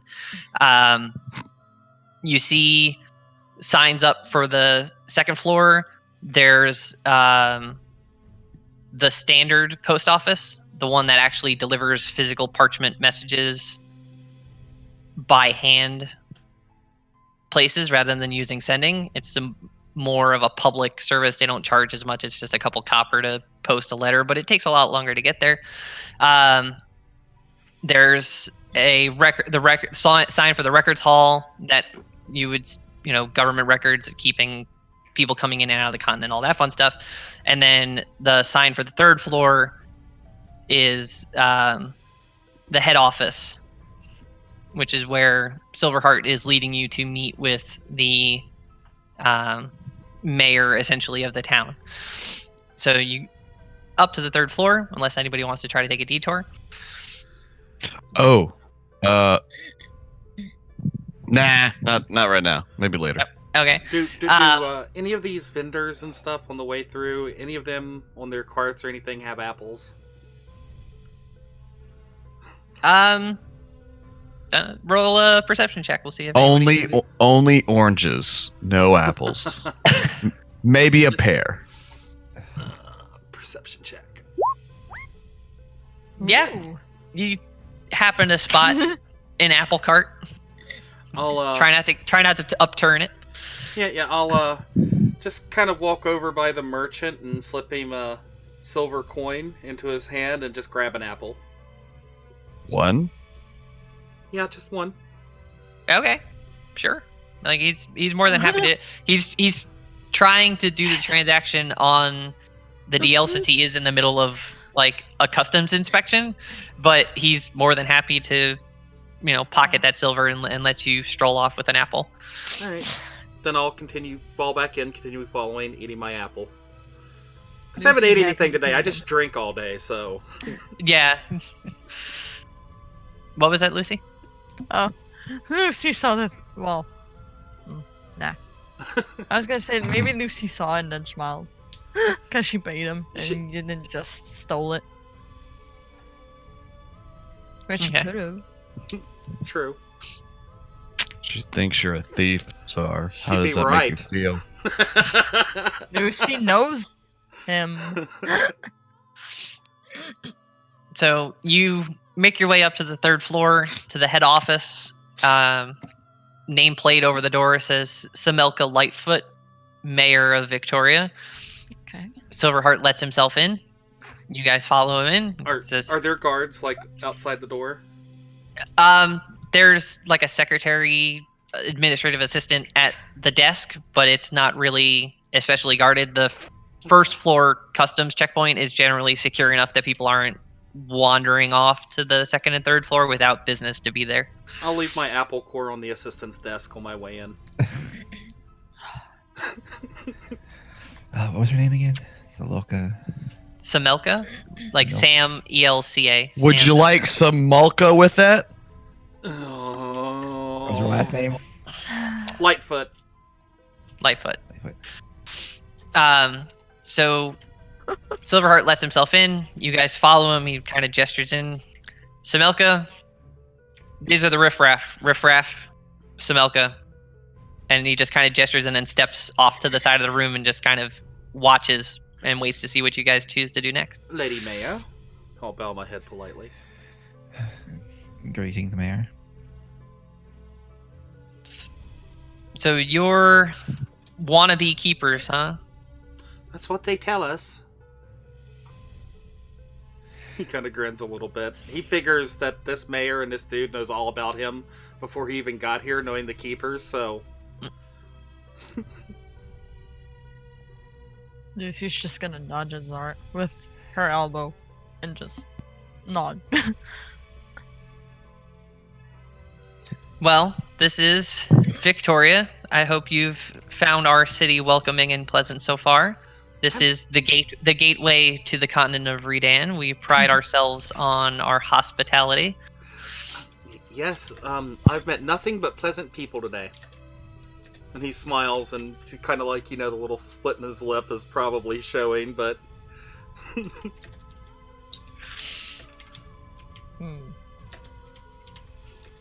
Shelly kind of looks surprised at that. Does a little prestidigitation to clean the blood off. He would have cleaned the blood off, but it would still be split. He hasn't been healed, so... How That's may right, yeah. we, as seekers to become keepers, assist you, your city, and your continent, Lady Maya? Well, I can't speak for the continent. We, as always, want to maintain the unity and peace of the Empire. That's just standard fare for any citizen of the Empire. But here in Victoria, we've been hearing things, some murmurs and things with the war going on off to the north end of the continent. Things are always a little on edge and tense here. We're exposed outside of the wall. But for the most part, we're all right here. There's I have been hearing things coming from the Druidic Alliance. Just hearsay mostly, I suppose, but it's concerns of civil unrest and things, which seems far more up your alley than mine out here in the port. But I don't know if that's something you'd be interested in investigating or not. Druid, you say. Finley, do you know anything of this? I've never been to this island. I do not come from this island. Past history, lineage. But I know how to speak Druid, if that's what you mean, so I can, chit-chat. Pass a good joke along, He's got the best Translate. jokes. Oh, you're a jokester, huh? Ooh, you want to hear a good one? No, No. she doesn't. God, no.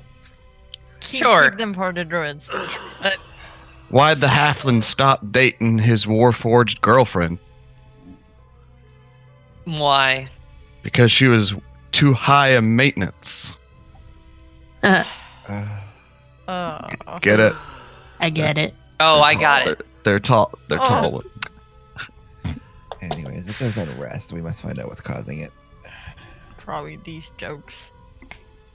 I agree with then- her Lady Exalted Highness over there. We should definitely make sure there are no dissidents for the Empire. I course. didn't say dissidents. There's don't this is a peaceful continent where like she's backpedaling a little bit from her choice of words. It's like I've heard some things worth a look. I don't know if I would go so far as to use a word as strong as dissidents. That's she's like eyes keep shifting to Silverheart You- over and over, like just like no, not He definitely likes definitely not that here. No. My apologies, likes- lady. Sorry, go ahead, Lucy. Lucy was just gonna be like, he likes big fancy words. Don't worry about him. I only know a few, so I use them when I can. My apologies for my choice of words. Don't misuse them though, if you want to use. As I said, citizens of the Empire, by stock and trade, we all want peace and unity within the Empire. That extends most certainly to the Druidic Alliance as well. I feel confident enough to speak for them on that point. I just wanted to make you aware. You are new to this continent, Absolutely. as I understand it. So I just trying to, be a gracious host to you, and you're taking things and running with them a little bit there, and I like. Again, my apologies, and yes, we all want a peaceful empire, as the empire is mother and is father. To us all. If we were to go visit these Druid alliance, where do they reside on the continent? They're towards the southwest corner of the continent. She kind of gestures out her window. If you follow the giant wall of mountain, you'll get there eventually. I would recommend the road, but that's a surefire way to not get lost. It's just Follow a the wall. mountain? Yeah, Yeah. it circles the entire island. If you wind up back here, you've gone too far. That's a Now good one. that's a good Mm. joke. Finley, you should be taking notes from the Lady Maya. Geography jokes. Oh no. Starting a new subcategory in this book. So, she's trying to be warm and friendly, but definitely keeping an eye on Silverheart's reaction to what she's saying more so than what you're saying. Like, especially once you escalated things a little bit, she's like very much trying to make sure that he's not, like, his radar doesn't go off, because if he goes off, she's in trouble. Aw. So I'm gonna turn to the keeper, and I'll be like, "So, Mr. Keeper Silverheart, sir, do we have anything else that we should be doing, or is this like part of what we should be doing? I don't want to like overstep our bounds or anything, because these aren't real. So I have the authority to investigate things of this nature, and as you are my charges, you can tag along. This may even prove a good test of how you handle more adverse situations. Not every kingdom is going to be as warm and welcoming as Samelka here is so often for us. We're not always well liked, and he'll kind of eyeball Kinley a little bit, as some know better than others. Reputations precede keepers on a regular basis, and some kingdoms have a different tally of our reputation than others. all right, cool. So I'll turn back to the mayor. I'll be like, "We'll be on it. We got you." I guess we found the party leader. He's gonna chuckle. Or the party yes man. Yeah, hype man. I could totally be the hype man. I don't know about leader. Sticking with the yes Sure. man. As long Well, as it's not that guy. either way, it seems that the alliance is our first. At this point of the conversation and everything, Zar's just being like really quiet. He's just kind of observing the mayor and her reaction to Silverhand, or whatever his name is. Sorry, and Silverheart. Yeah, Silverheart, and his reaction toward her, and especially the part where he's like, they're not so well received, and Zara kind of picked up her apprehension and watching her kind of like nervously look at him and everything about, reputations proceeding, don't want to get the wrong idea, warm welcomes and all of this, and he's just mulling it over in his head because to him it seems like the welcome is so warm is because she fears It's what fake. he's going to do, as opposed to actually being genuine. That's Aw. how he's perceiving it, but he's a paranoid guy anyway. So Meanwhile, Shelly just thinks it's because nobody's friendly enough. Yeah, Shelly's making friends with everybody. She's very quickly on her way to being like Hey, as An long as you don't make ambassador. friends, as long as you don't make friends with the demons that are being held here and that resent us, that'd be great. Just don't do that. And no, that's not on my list. Sure. Yeah. What if they're nice and friendly to you?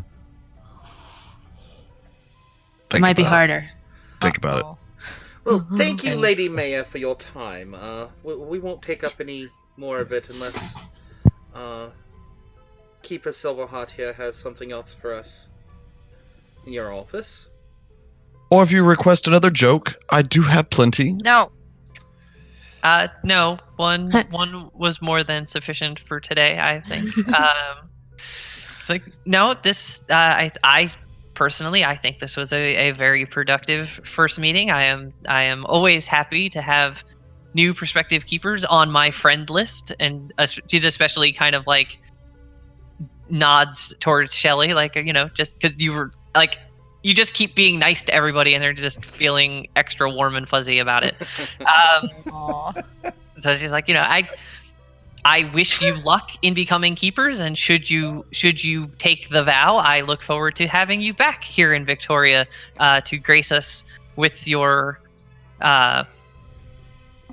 presence and assistance on the continent. And she'll gesture back out, unless of course there's something else you need to ask of me.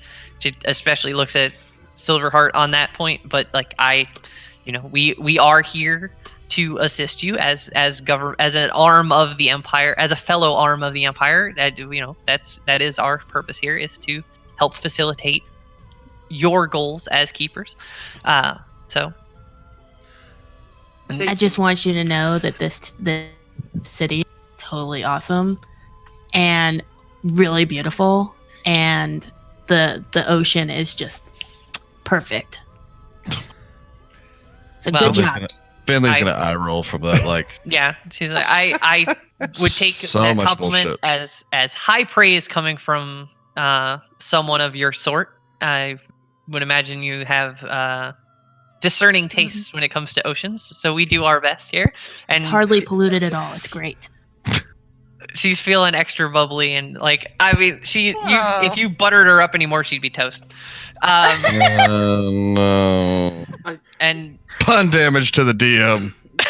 Zar's just gonna smile at the lady almost apologetically and say, "Yes, we are happy to serve the Empire." And nod his head politely, and he'll go open the door, look over toward Some tea. Kinley. Some milk. No, he's gonna look over toward Kinley. After your Lady Majestyness. As he opens the door. What? And kind of smirk. Lucy's gonna roll her eyes. so Silverheart kind of cocked his eyebrow a bit at the mention of demons Oh. that you happen to drop there, Finnegan, but he doesn't bother to mention it, and he just sort of follows you guys out. And Thank you for your time, Samilka, as always, and I'm sure we'll be back soon. I would imagine this druid nonsense won't take long. They never do, and he follows you guys out the door. Awkwardly say goodbye to Samilka as we head out.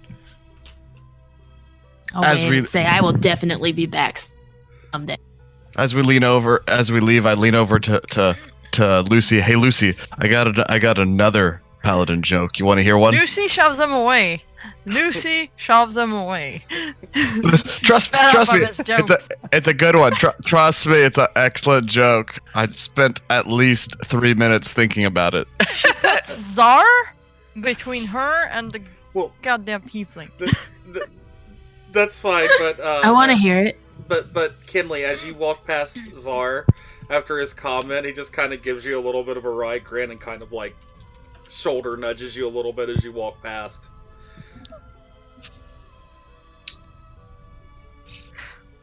And then he'll be positioned between himself and the halfling, or Lucy and the halfling. It's a halfling. Oops. He'll perk up once he hears the turtle go. Wants to hear my joke. Really? You want to hear one? Okay. So Oh, so God. would a paladin attack a demon on sight? Lucy Wait, ignores them. is this a question or a joke? They smite. Ah, I see what you did there. That's a good one. You're about to be smitten. Wait, does that mean you have a crush? On If he all has a my crush on great me, I can't jokes. Hey, Lucy, Oh. What? do you know what Finnegan orders at the bar? A half pint. Because that's all he can swallow, Wait. probably. Was there a stool provided? How the hell did I get to a bar? It's way too tall for. Personally, I was expecting a stool, but yeah, half pint works too. So let's see. Da-da-da. Does Silverheart have anything else planned for us, or I might just leave on my own volition? Well, we've been going for a couple of hours at this point, so if we want to take 10 minutes and Sounds good. just take a pause, everybody catch their breath, get a glass of water, use the loo if you need it. We'll pick up with you guys leaving her office. You can either explore the town hall some more, or we'll kind of go from there. But take a couple minutes, put yourself back together, sit back down, and we'll get going again. So we'll pick back up at 2 minutes after 10 or 9, depending on your time zone. Sounds good. Sounds good. I'm not planning on going anywhere, so if people would like to just sit and chat and whatever, or talk to any of the viewers or whatnot, feel free to go ahead and do that during the break.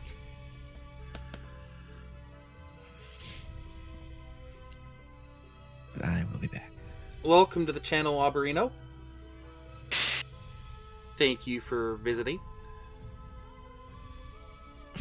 Hope you're enjoying the show. I hope Finley's jokes aren't too terrible to run you away. They've definitely driven a few people out of the chat. But to be completely honest, I love them. They are my sense of humor 110%. I love bad jokes. They're the best jokes. I am the pun master, so yes, Kyle and I pun at each other all the time when playing games and crap, so I'm used to it. But in character, Czar's a little bit different sense of humor. And thank you 1 in 20 D&D for the follow, if you're still here, by the way. Which is funny because this channel used to be named 1x20, and our Twitter used to be 1x20 D&D. So that's actually kind of funny. Yeah, that caught my attention too. I saw his channel and I saw the 1x20 like legacy stuff, and I was like, oh, that's yeah. Yeah. Old stuff. Mm-hmm. So I don't understand the joke. Are dwarves like super alcoholics? What? Which joke? Because there's a joke I read that said, so the whole joke is literally a dwarf walks out of a bar. That's a twist on the Irish stereotype. Oh, Auberino, yes. Sorry, guys. No, you're fine. Auberino, yes. It was either on Rise Up Gaming or on my channel, other channel, Zarias. I remember now. We're actually going to be streaming Minecraft later this month for a week before Christmas. We're going to be raising money for the Second Harvest Food Bank of Eastern Tennessee. It's something I do every year. This will be the 6th year in a row that I've raised money for this organization. It's going to be fun. The mod pack's going to be available for anybody through the Twitch launcher for download, and everybody will be free to join the server, so it's going to be awesome. Murder. Murder, yes. Murder. I know WizKid's excited now to hear Minecraft and server. Only if swords are involved, because I'm only there for swords and minerals. There are swords, and the entire world is set to be a snowy biome, even though, all the random stuff spawns, like the deserts and the forests and all that stuff. It snows everywhere, and the snow accumulates on the ground in the blocks. Hell yes. Full Problem Christmas though, server. can we just not have the whole thing where we have to warm ourselves up and worry about Oh, no, that's not in there. That's not in there. Cool.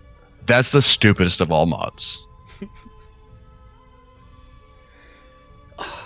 I'm so hyped, Kim, because you put so much thought into this world. I love it. I love the story so far and the interactions between things. I love getting in a bar fight my first day in a city. That makes me happy. Yeah, I have it feels all or nothing-ish at the moment, because I've been focusing on trying to sprawl out the world itself, get the towns and the villages and the cultures and how they interact and all this other kind of stuff, and then you're just like, hey, I have a basic D&D lore question that I'd like to drop on you, and I'm just like, oh, if you give me a minute to Google that, I will let you know, because I have been neglecting my D&D lore research, because it's a side effect of just being as new as I am. I haven't learned all the I should have taken the time to just make my own pantheon, so I wouldn't have had to learn and then forget to go and do that, because I backed myself into a corner on that particular. I thought it would be a good shortcut to just be like, oh, you guys all know these gods already, but I don't, and I forgot to go look them up. Finnegan doesn't either, so we're in the same boat. Don't you worry. Yeah. Well, he knows the names of the gods. He just doesn't particularly believe towards anyone in particular. What they're throwing out. Yeah. I feel he feels like a lot of it's sugar coated, or the real juicy details of the facts have been hidden away just to make their gods look better than they are. And then how demons are turned to be super evil, always bad, when I think they're portrayed as bad because they don't do what the super good guys do. So it's sort of like the narrative of the winner of the war always gets to depict the history. Yeah, the winners write the histories. That's true. So that's how Finnegan's going about it, because he understands a lot about the way how things are written and why they're written the way they are. So that's why he's trying to always dig deeper and gain perspective on how people are thinking to In before a lava demon erupts out of the ground and goes to try and eat Finnegan just because he's the right size for one bite. Wait, that gotta be a small fire demon then. Finnegan's that's like a appetizer.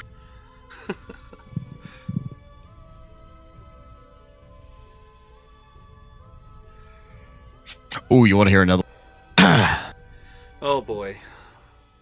Why do rogues prefer leather armor? Why? Because it's made out of cow hide.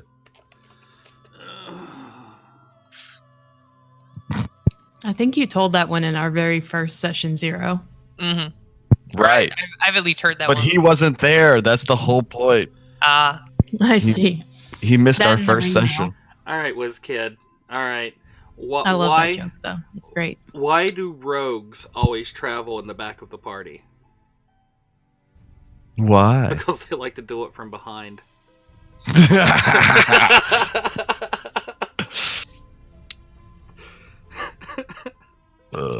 You're welcome. Hi.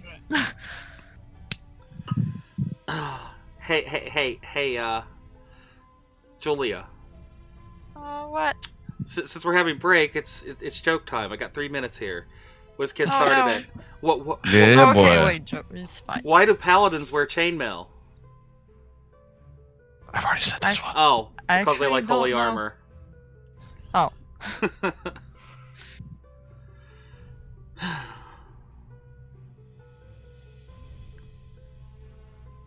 That Wait. one's kind of meh. Shoot, Wait a minute. I I'm think I'm gonna reading- need Sorry, Sorry, I need to slightly extend this break by like 2 extra minutes that's fine. because I just got an alert of something that I need to let somebody know. Yeah, that's Which fine.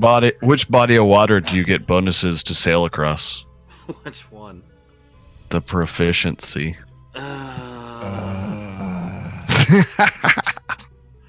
Oh yeah. Well, what's a cleric's favorite hot drink? Well, I know the answer, but I'll let you tell it. Divinity.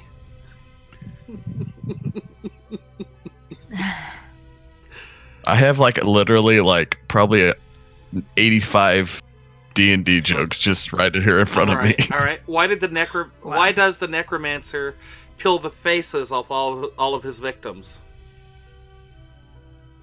Because he wants to add them to his Facebook. Sorry. Why did the undead get some lair actions in the necropolicy? Policy? Why?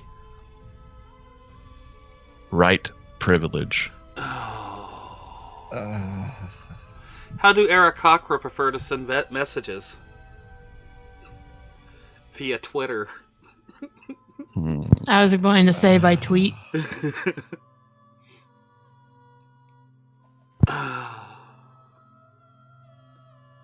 Where's your turtle jokes? Come on. No one likes making fun of turtles Yeah, except for the whole straw in the nose kind of thing. I like turtles. Like in real life, turtles are my favorite animal. So You What should do you have get- plenty of turtles. What do you get when you cross a zebra and an orangutan? what? I don't know, but I'm blaming the wizard again.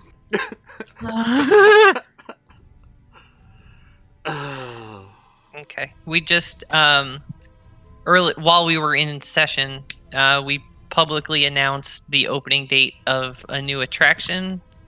Oh. And my parents were going to come down for the opening, so I had to let them know the date so they could start booking flights. Plug it if you want to. That's okay. They have enough of an advertising budget; they can plug themselves. All right. Wait, what? Where are we going and when? To Disney I- World. Yeah, I work for Walt Disney World in the theme parks, and we're opening a ride in the beginning of March. The new Mickey Runaway Railway. Oh. So they literally just announced it tonight when the official opening date. So I had to scramble to let them know so they can book. So their how do you flights. like Florida? It's nice. I kind of miss winter. I grew up in the Northeast, so I miss having snow and stuff like that sometimes. Yeah. But it's nice. I spent some time in Naples. I didn't enjoy Naples. It smelled like canal water. Because they had these canals around all of the housing developments to catch the rainwater and stuff for people to water their lawns with, and it just smelled like rotten vegetation all the time. It was terrible. I was in Naples for 3 whole days, and I spent 2.5 of it at a naval hospital. Fun. It was terrible. But I do want to go to Disney World though and spend the entire time in the Star Wars section.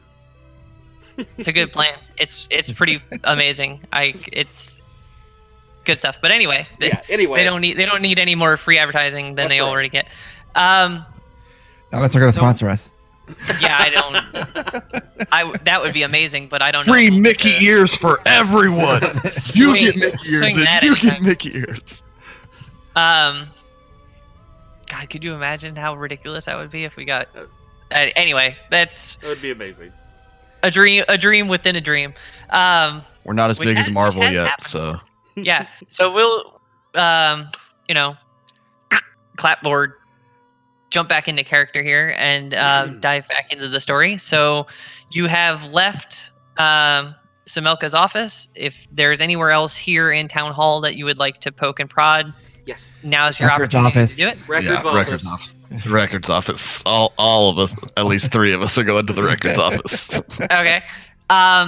So you go down a floor. You see it's late at this point. So we'll give you a chance to see if the record room is closed or not. Well, Door might be closed. Doesn't mean the record room we've is got closed. Silverheart with us, and we're potential keepers. I'm sure they'll open it. That's what I'm thinking, anyway. Oh, I was thinking we have somebody who does thievery. He can open the door for us. I don't want to break any laws out in a public building. With a field keeper standing Yeah. over your shoulder, that would be. Yeah. Let's call that Yeah. ambitious. Yeah. You're showing off your set of skills that might be evaluated in a positive light. Or he pulls out the weapon that you haven't seen yet and beats you to death with it. Yeah. I mean, You that's don't also know. a possibility. It's a risk. It's a risk. Which also is a positive for me. Don't make me waste my lay on hands. Come on.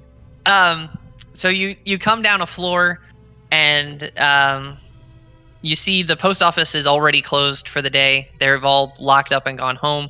You look down the hall, and you see the door for the records room with a person standing in front of it, looking like she's getting ready to lock up the door for the night. Ma'am, excuse me. She kind of turns over her shoulder. Yes? I first look at Silverheart, and we are keepers in training, and Master Keeper here, Keeper Silverhand. We would like access to the Heart. record room. Silverheart. He's making subtle tick marks every time you get his name wrong on your file. It's like Silverhand, Goldface. I don't even know where that one came from.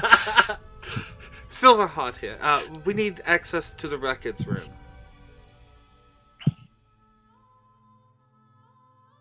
What do you need in the records room? That Silverheart's asking, like, why? It's already kind of late. We could stop back in the morning. Well, why waste the time when we're already here, my lord? Also, we need to brush up on this area's politics, the goings and comings of things. We should be well prepared before heading inland. Especially those druids. They're mighty crafty individuals. It is good for a keeper or potential keeper to be prepared and knowledgeable about the location they're going to, yes? Certainly. And he'll kind of gesture to the woman standing at the door in like an open it back up fashion, and she'll kind of all right. She turns and she opens re-unlocks the door and opens it, kicks the two door. It's like a double door, so she swings them both open, and she kind of stands to one side and gestures in. She's like, I'm gonna go get a cup of coffee. Don't steal anything. And like looking squarely at a couple of you guys, just not at Silverheart because she knows better, but just kind of eyeballs you, and then she wanders off down the hall to go, like the break room, to go get something to drink. I'll 'Cause she keep them in she's check. worried it may be a long night if there's a handful of people digging into her records room. Off we go. So you are in the Victoria City Hall records room. It's just like stack on stack on stack of filing cabinets, essentially the medieval equivalent of filing cabinets, however that may look. There's big wide drawers that would have like architectural prints and things in them. There's smaller like census notebooks recording populations and things, and the flow of people in and out of the customs checkpoint, and logs of incidents, crime rates and records, and like pretty much anything you'd want from a government statistics analysis standpoint is in here somewhere if you want to go poking and prodding for it. So what are you looking for in this records room? How long Sorry. how long ago did the angelical being tell us that the barrier to the prison has been poked and prodded started? I think she did tell us how long. She did. Oh, That's did why she? I was trying to figure out. Yeah. She says it's been they've been losing their power trying to keep it at bay, and there's someone who's been activated or trying to jailbreak the demons. Oh, And yeah. Yeah, so I don't remember a time. she didn't explicitly give a window, but from kind of the gist of the conversation that you had with her, she picked up on people poking their nose into the business of the prison just within the last like 6 months or so, though it may have been going on longer than that. That was just the first that she started to notice suspicious behavior on the continent and was like, oh, wait a minute, what? And that's when she started poking or started to kind of set things in motion for what she did. all right, Zari, it's all yours. I've got some planning to do with my information. Yes. I would go directly toward the gathering the tax records for the past 2 years and the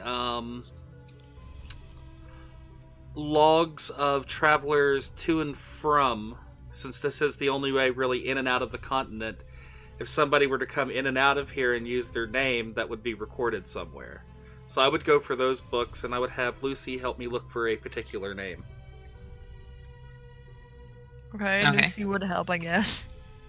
Um, Reluctantly. What name are you looking for specifically? The name of someone that the rest of the group has no idea who it is, other than you and Lucy, but the name would be Solon. Okay. Okay, yeah, Lucy would definitely help you check that out. Okay.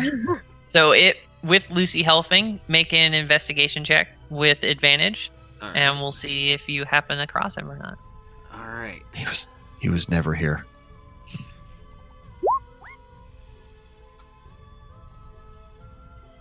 That would be a 15. Mm-hmm. So on a 15, you do see that name appear a few different times, but the last name is different on some of them. So you're not 100% sure that it's the specific Person. one that you're looking for, but there's at least indication that Solons have been through here. Is there any data like on race or description included with any of this information? Well, yeah, they wouldn't really have had like passports or social security numbers in a medieval Yeah. setting, would they? So yeah, there would just kind of be like a Male. basic Female. description. Yeah, just like gender, race, and a loose, like height, hair color, eye color. It's kind of what you would see on a driver's license, but just sort of penciled in manually instead of on a card. Okay, so would any of them match a human aged 18 to 19? Black hair, brown eyes, about 6 foot tall?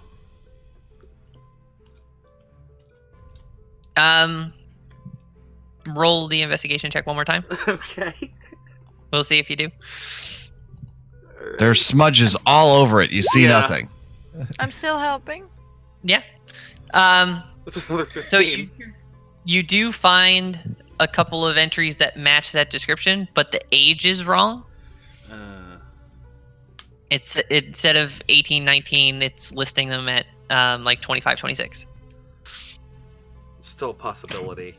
I'm gonna Yep. take. That was the past version of him. He traveled in the past. I I will write down all of the relative information. Okay. What else are people looking for? We're on the hunt in the records room. Shelly doesn't really have anything specific that they're looking for, but they will cast Detect Magic and just kind of wander around and see if anything perks up, just because. Because they finally figured out how that spell works. So. No, nothing's really popping off a glow. It's just a standard records room.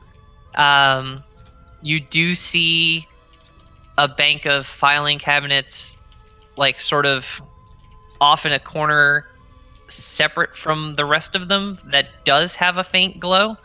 And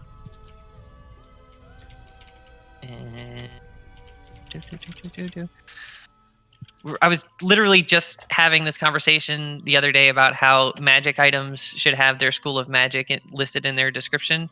They really should. Then how they really should, because they don't. And I was like, well, I mean, you should be able to just kind of infer it from what the item does. And then so you pick up with the Detect Magic, you pick up a conjuration aura coming off of these 3 stacks of filing cabinets that are off on their own. But that's the only thing in the room that's glowing, is those cabinets. And I'm sure Silverheart is like glowing like crazy. Oh yeah, if you happen to glance at him, he is like a blinding. beacon. Oh god. Yeah, like there is just head to toe beam. He kind of reminds you of Ambriel a little bit. Like there's that much glow coming off him, Nice. and it's all enchantment with a little bit of illusion layered over top. I'd like glance to see if he's paying attention, and then use Mage Hand to just kind of like squeak it open just to take a peek inside. I'm not looking to like steal anything, just to see what it is because I'm curious. If you only pull it open a little bit, it just looks like a normal filing cabinet. Because the cabinet itself was glowing, not the contents of the cabinet. Can I reach my hand in and think scroll? And see if it pops anything open like a bag of holding?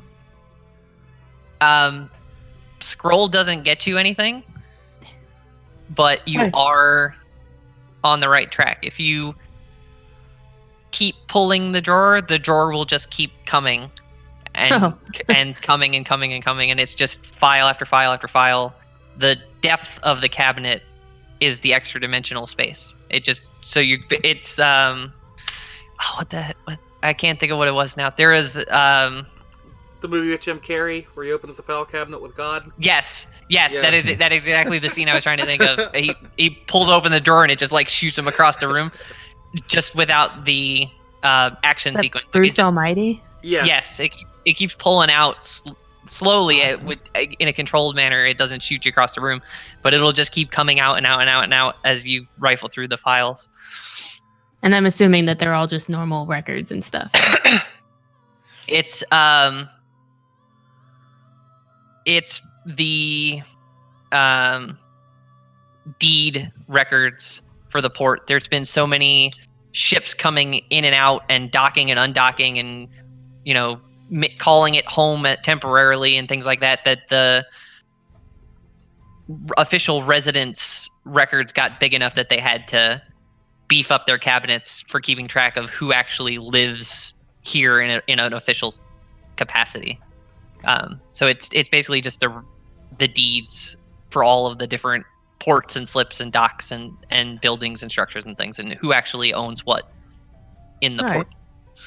Well, I'll go ahead and shut it back up and then go wander over to somebody else and like peek over their shoulder and see what they're doing. If it's Czar, he quickly hides his piece of paper before you get a look at it. Nah, he's being secretive. I'll go over to like I'm gonna start Kinley. searching for like police records. Anything that's strange that's happened around here? Any weird reports? Any strange events? Oddities. Okay. Make an investigation check. All right.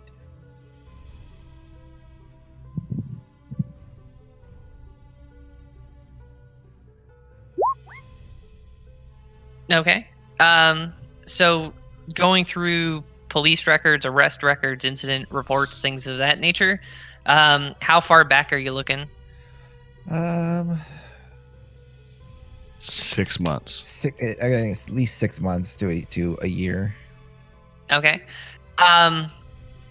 You do find a couple of references to excessive shipments.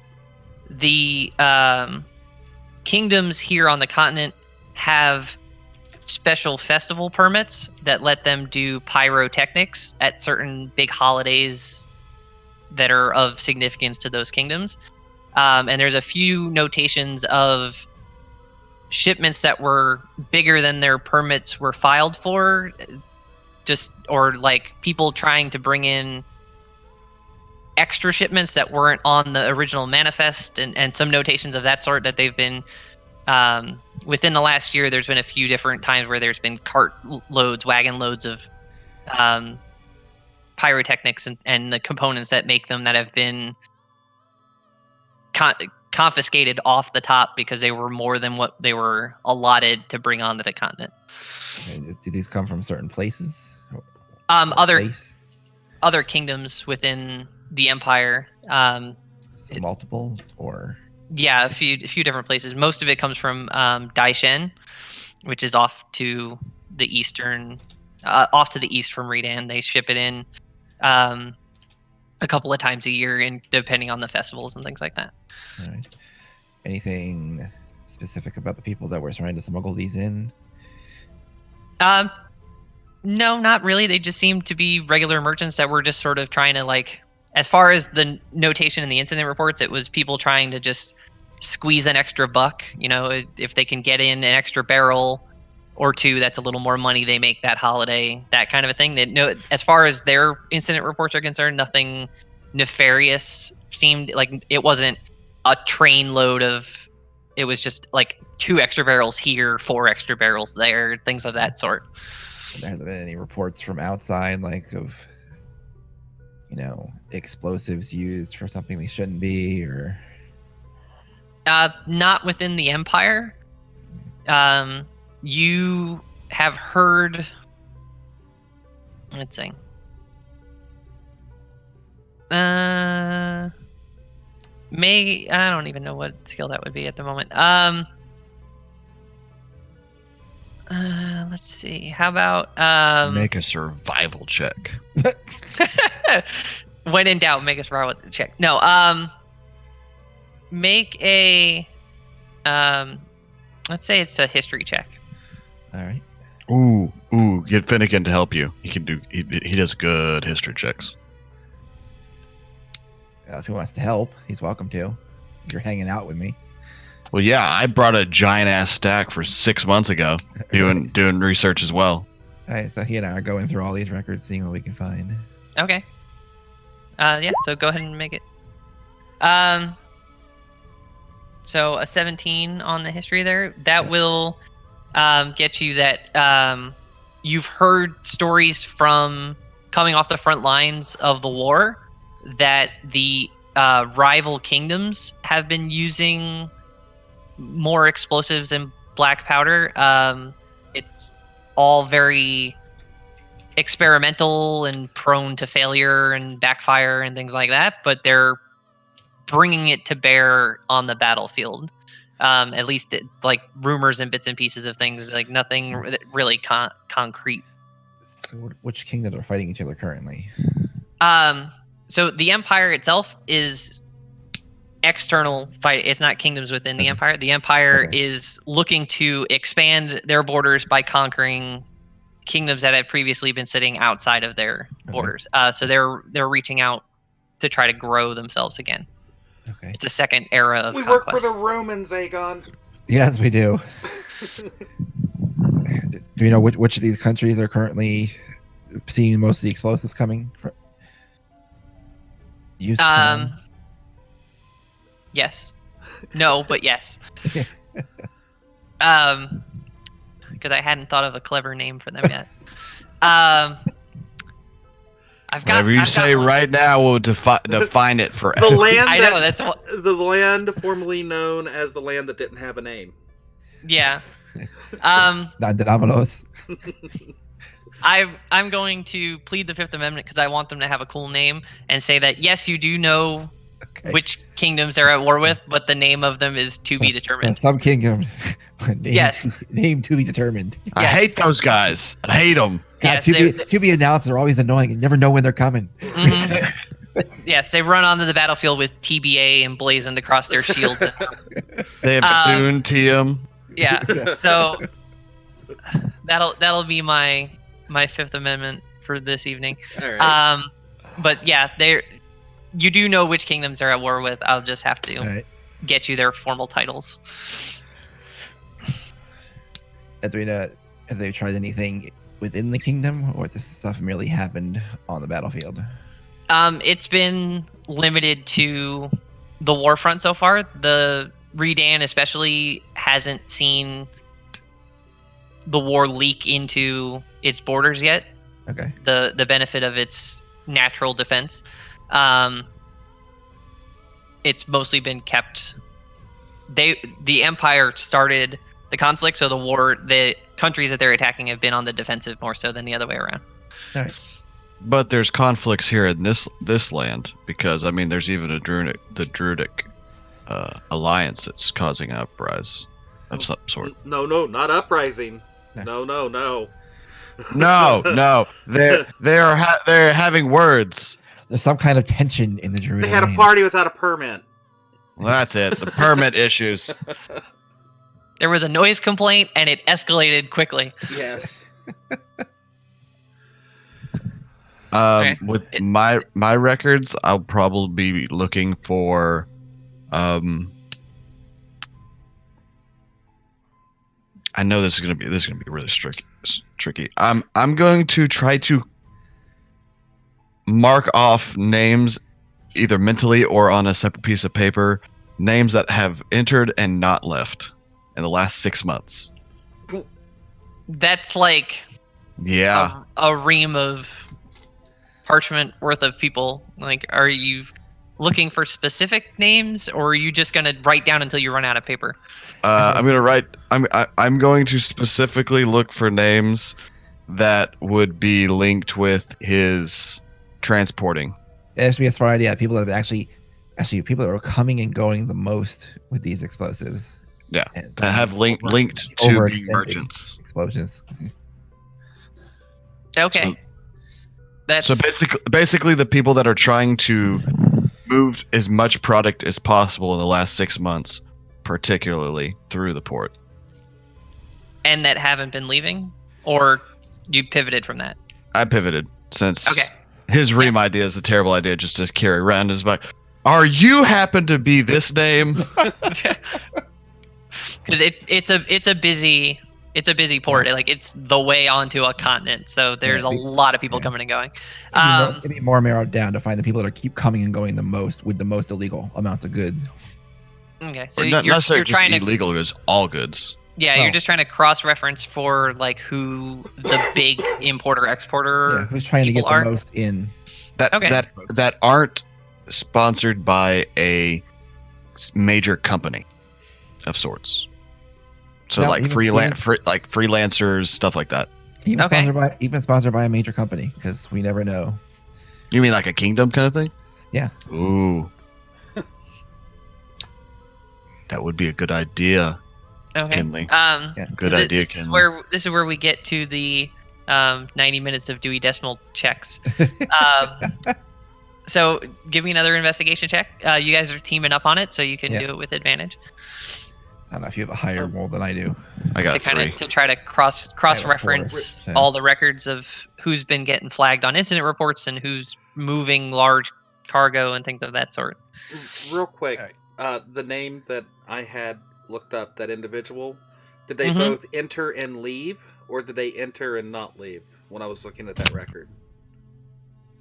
There's a few in and outs that you came across for them. The most recent one was a leave. Okay. Okay. Investigation. Lucy's just gonna look at him as she see he left. Be like, oh well. Well, we don't know Okay. it's him.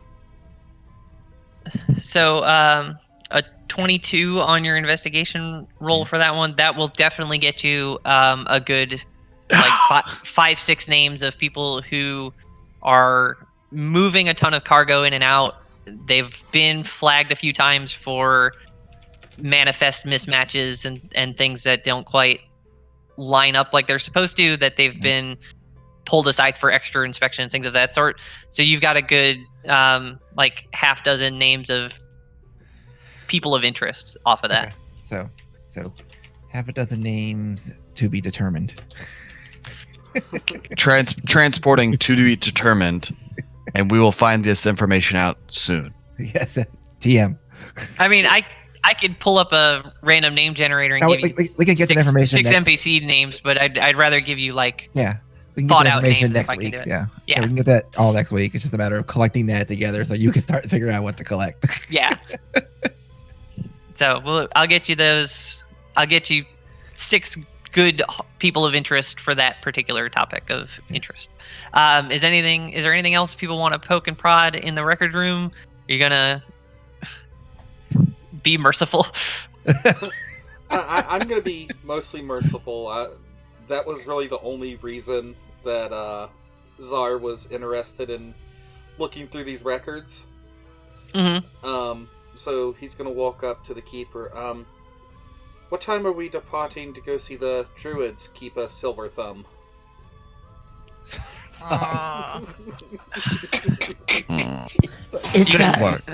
It's silver. There's a vein over his left eye that you can see kind of pulse and twitch a little bit when you said silver thumb, and you're just like trying real hard not to do anything about it, but you can see that giveaway of just like there's a vein there that's just like well, you chose to take on this task. I don't have a set departure time. I'd at least like to get a good night's sleep.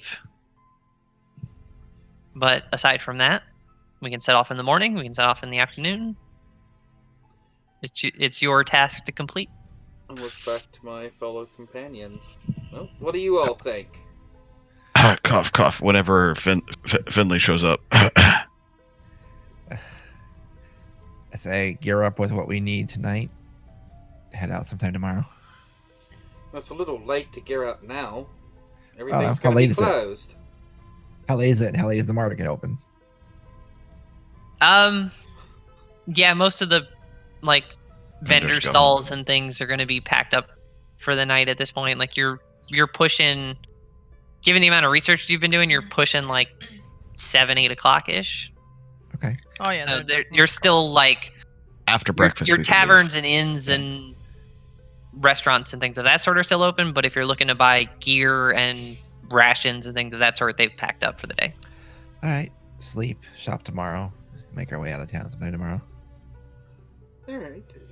Czar will look over at Finley, kind of grin a little bit. Alright, so we'll leave after second breakfast? Sounds good. And can we have? Do you have any tea?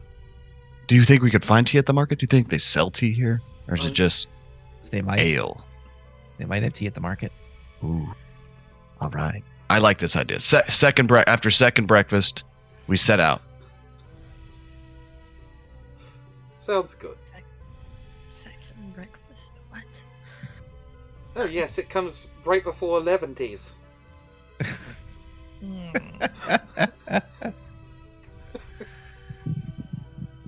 Okay. Is everyone content with their record rifling for the evening? You're gonna pack up. We'll go find your lodgings for the night. That kind of a gist. We'll let it end for you now. You're Yes. welcome. You are more than welcome to keep rifling this records room. I would imagine Della is desperate to go home.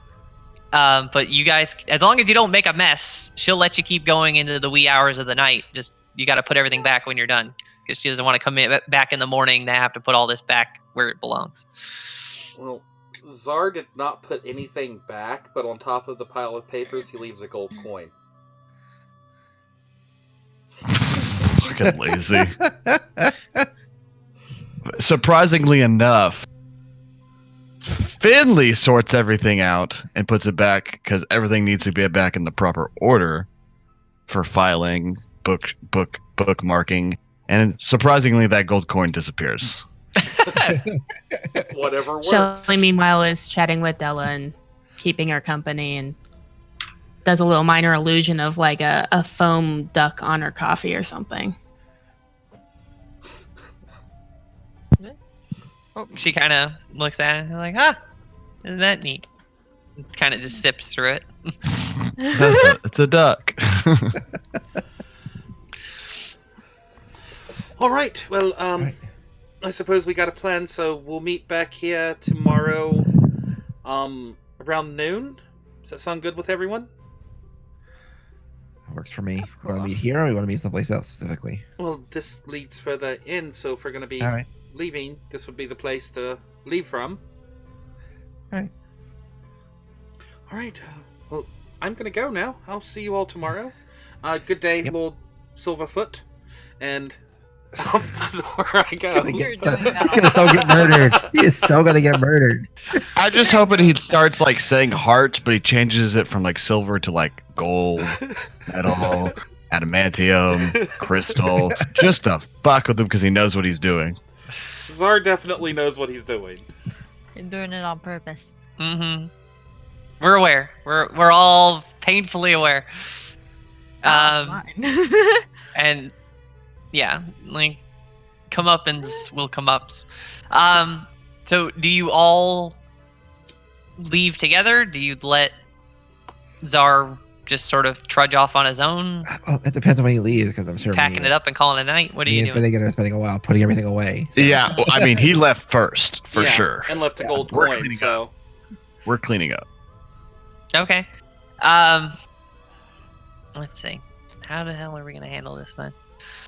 Ah, damn it! She had planned for us to be together for something.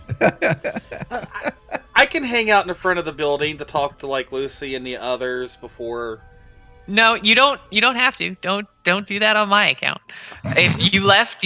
Everybody else stay Well- behind to clean up the mess that you made, Well, and then I they'll would- stay behind to clean up the mess that you made. I and do then- want to talk to Lucy, so I would wait. Lucy has to take time to uncross her legs and stand up.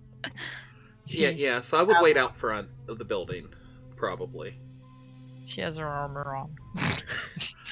Lurking in We're the shadows. roll over onto her front side and try to like push herself up. No, Use that's filing the thing, cabinets to come pull on. herself up with this That's armor. clumsy.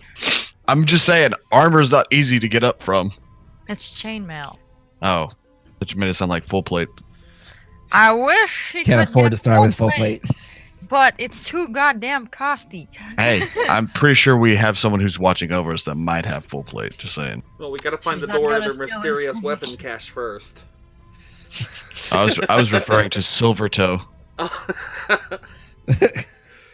Lord Anyway, Silverthroat. Lucy's gonna get up and like walk and see where the hell Xar just went.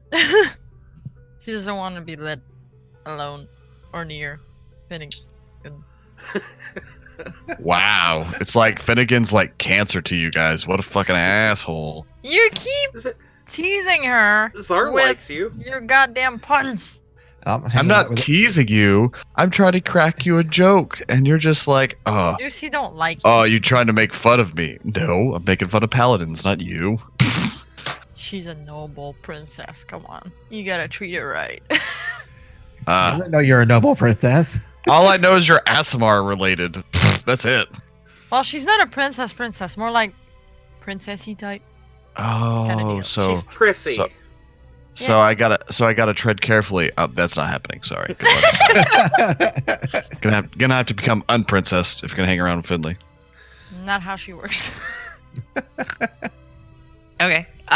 So you guys take some time, put everything back. Della comes in and she helps pull things back together a little bit. She appreciates you not leaving the place like a tornado alley.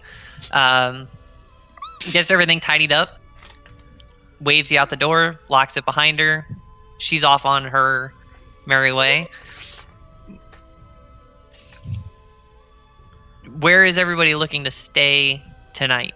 I know Kinley's got residence booked at the Elias Inn. And Czar has his private abode off in for months in Dark advance. Alley. Lucy wants a comfy place, not too costly because she doesn't want. I'll take a nice comfy money place away. and it's not too I expensive. like the mom and pop ship. I like that one. A nice hammock for a halfling is perfect size. Mm. So me and Finnegan are headed in the same way. Okay, so Finnegan's gonna secure himself a hammock at the buoyant bed.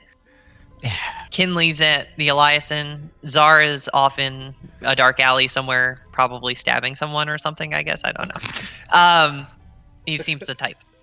Lucy, if you're looking for someplace comfortable and just kind of like middle of the roadish, Elias Inn's a No, good she's choice. a princess. Would have been recommended by Kinley, potentially. She Yeah, may have yeah. mentioned it in passing.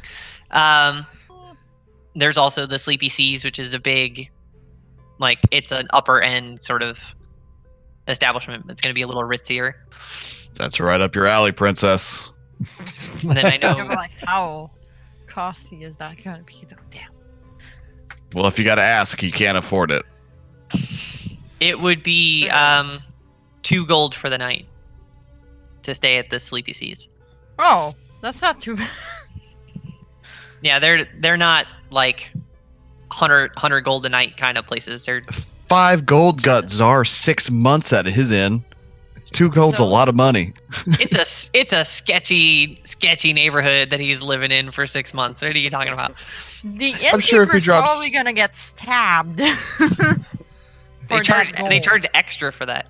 Oh my god. But yeah, I guess she if it's only 2 gold and all, she'd go to the ritzy place, the comfy Okay. place. And then Shelly, you were looking for beach, not really finding beachfront, so Yeah. we're looking in just sort of like a chill. Well, it was Can't gonna you be float? like a just anywhere thing, but then they remembered that they're carrying a shit ton of gold and probably don't want to get robbed in their sleep. So they'll probably head over towards the bed and breakfast type, mom and pop type places with the Okay. others. So you guys bed down for the night in your various parts of town. I would No big say that Czar would set a trap on his door, so if somebody opens it, the bow will fire and shoot them in the face. Damn. Unless Finnegan opens it and then it go right above his That's face. true. That's Yeah. true. So you guys bed down for the night without really any incident. If you stop into your respective connected taverns, you can, grab dinner, late night snack, that kind of a thing. If you want to, no big deal. Bed down for the night, wake up the next morning, and ready to go. Silver, you told Silverheart to expect you at City Hall at noon. He's staying off in a different location. He went off on his own to stay, you don't know where. But he said he'll meet you at the time you selected. So you've got the morning to go shopping again if you want to get adventuring gear, provisions, rations, anything of that sort, and then, or you can just fast forward to meeting him. Lucy will go to the Temple of the Thunder to Anyway, The Be a disappointing good temple paladin. that tries to persuade people into the religion, you have at it. yeah. Shut So up. you It's you her pop. religion. Yeah, you pop in. You see the same priest from yesterday, and gives you a wave and a warm welcome back again. And it's Oh. always happy to see a paladin of the order stopping in. So a bit of reassurance that the faith is strong. And Yeah. you say your morning prayers and go through your rituals and things like that, and then unless you want to ask him questions or dialogue with him at all, he'll just passing greetings and things, and you can be on your way. Yeah. We'll see the prayers, praying for guidance and stuff like that. Before getting ready to meet up with the others. Stop at the market. Pick up some another 10 days worth of rations. Same. Look for some tea as well. And yeah, you can find some different kinds of loose leaf tea and things like that. There's no Lipton bags in sight, but you can brew it yourself if you want to. I don't know what Lipton bags are, so is that a new expensive brand that's come out recently? It's imported. It's probably an imported goods. They don't, strictly carry it here. That's why they don't have it. Mm-hmm. It's on the shelf under the counter rather than on top. I can't afford under the counter. Mm-hmm. Okay. Pick up a couple more, like a blank journal or two, and some more ink. Okay. And, I guess buying rations would be a good thing. Than just. Yeah. I mean, you could take the holy art of fasting. It's up to you, man. Oh, what? Fasting. It's where you don't eat. No. Czar is going to leave word with the innkeeper for his contact to be on the lookout with somebody with a particular name and description and leave a message for that person should they run across them in his absence. I'll send that to you later. The message. And then he'll make his way to the magic shop, I guess. Supply shop or item shop? Magic item shop. If there is one. Yeah, what are you looking for? Crafting district, baby. He would be looking for something along the lines of a boots or cloak of elven kind. Okay. Let's take a look here and see if we can swing that.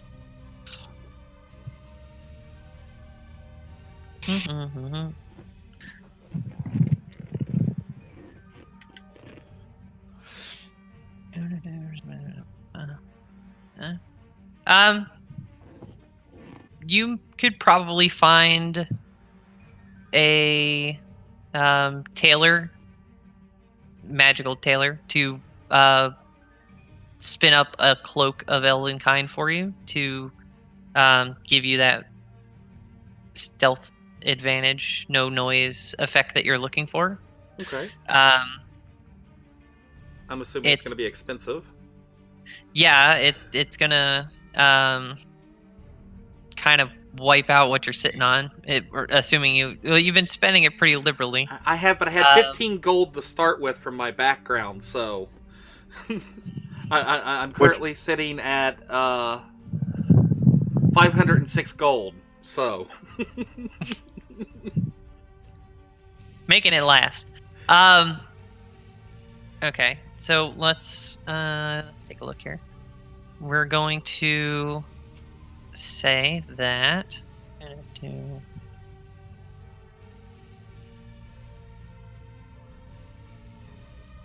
they can have that. You need it. The tailor is going to be like, how soon do you need it? Quickly. And I'm gonna look around and make sure that Silver Needle ain't here, and he's gonna kind of show the badge a little bit. Official keep of business. Oh God!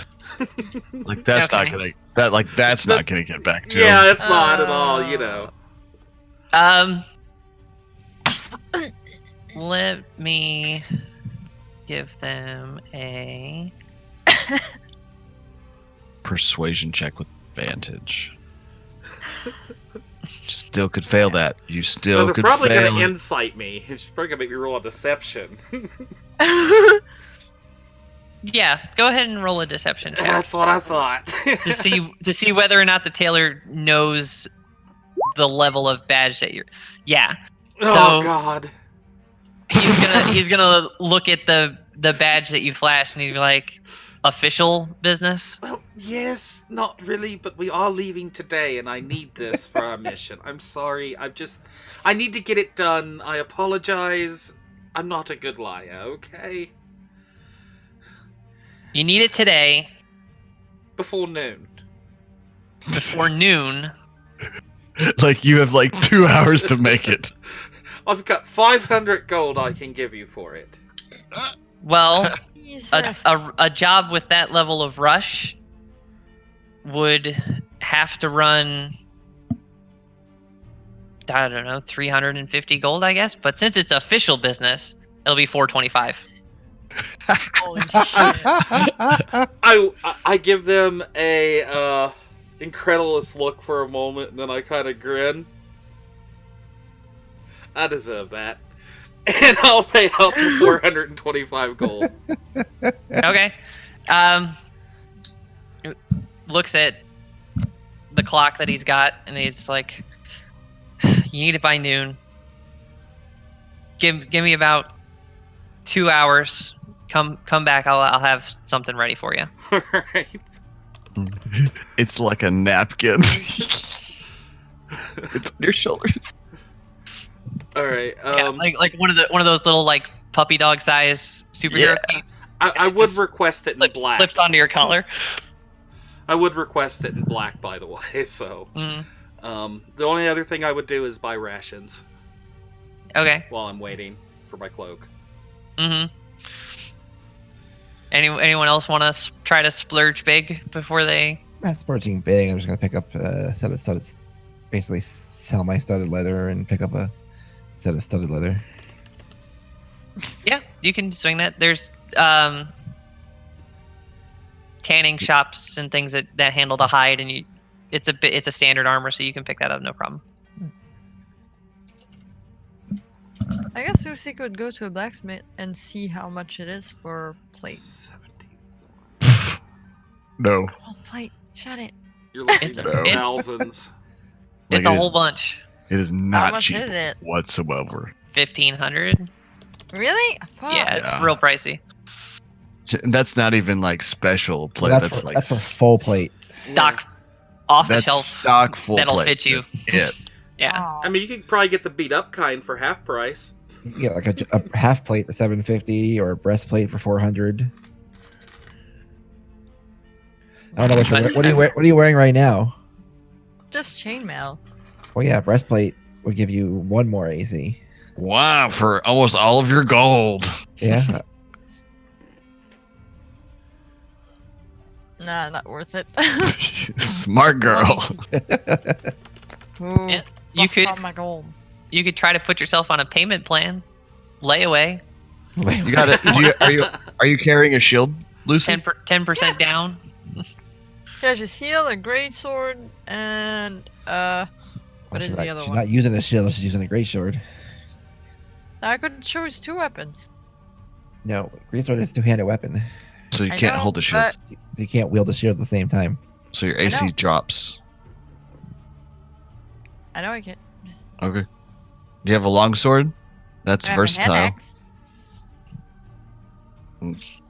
Okay. No. Maybe Shelly will go ahead and look for the see if they can find a scroll of find familiar Okay. and and like 100 gold worth of special ink and stuff to inscribe spellbook. What the hell? Yeah, you can. Ooh, sorry. You can swing that. Out in the crafting district for sure. It's a pretty routine spell. Most people will will reach out to, basically it's the fancy way to get yourself a pet. So you can swing a find familiar scroll without too much trouble for just a 6 electrum. 70 gold pieces. Okay. And about 100 gold worth of ink. Yep. Cool beans. Whoops. I added that instead of subtracting it. Oh boy. Awesome. I will. I'm done. I will take that ink right off of you for you owing me 100 gold.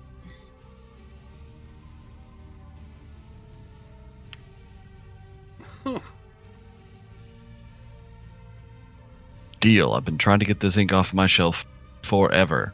It's probably expired ink.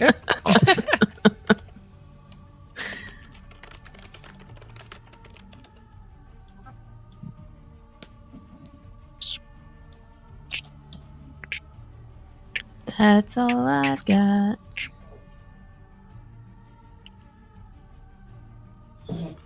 Okay. So, any other shopping that you want to do, or are you gonna head for Silverheart at City Hall? Oh, I lied. I need like 20 gold pieces of charcoal for that spell too. But that's it. I got what you're going for. As long as you mark off the gold cost, you can find those components and things. None of it's super rare or anything like that. You just have to have the gold to cover it Okay. before you head out. So we good? Yep. Yeah, after I get my rations, I'd go pick up my shadowy cloak. Okay. Healing potions. I'm gonna pick up a couple healing potions if they're for sale.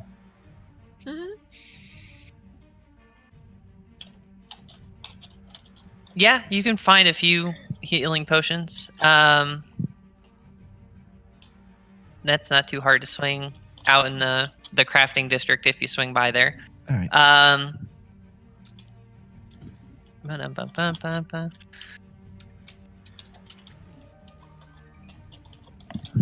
What size potion are you looking to swing the here? Just a normal. couple of little basic guys? Yeah, the normal ones. Yeah, Go for so the Supreme. Drop that 5K. Get that Supreme. Okay, I'll take the 50 gold ones. Thank you. yeah, 50 gold a piece. You can pick up a couple.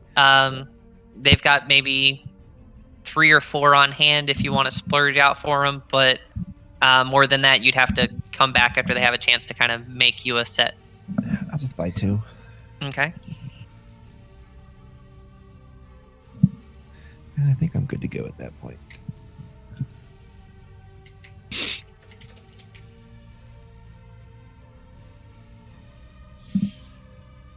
So then, what we're gonna do here? We started late tonight, so we didn't quite get all the way through where we were looking to get to, but we're still gonna call it here in a couple of minutes. So we're gonna wind things down by having everyone meeting up with Silverheart here on the dock side of the Bridges of Victoria. Let me just grab all your token things. Oh, she's got a battle map. Trouble's coming. We fight him. Silver Needle. Silver No, Needle. Silver Eye is the next name, thank you. Oh. Well, we haven't met him yet, so Thought it you was- can't give him a new name. Golden Toe. Golden Eye. That's too easy. So,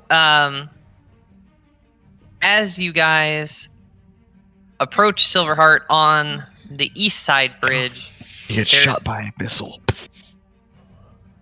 no, you don't get shot by a missile. Damn.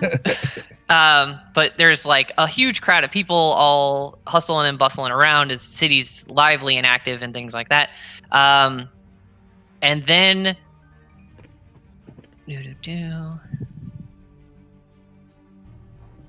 where am I at here? Oh, I was trying to do this all dramatic-y, and I'm fumbling with the interface. It's okay. Where am I? Ba-dun, dun, dun, dun, dun, dun, dun, dun, ba-dun, dun, dun, dun. There we go. That's Get this going. that's your encounter music for you. You're welcome. I won't even charge you. You're not So helpful. out of the very large crowd, all of a sudden, people start running towards you guys. What? Full speed ahead.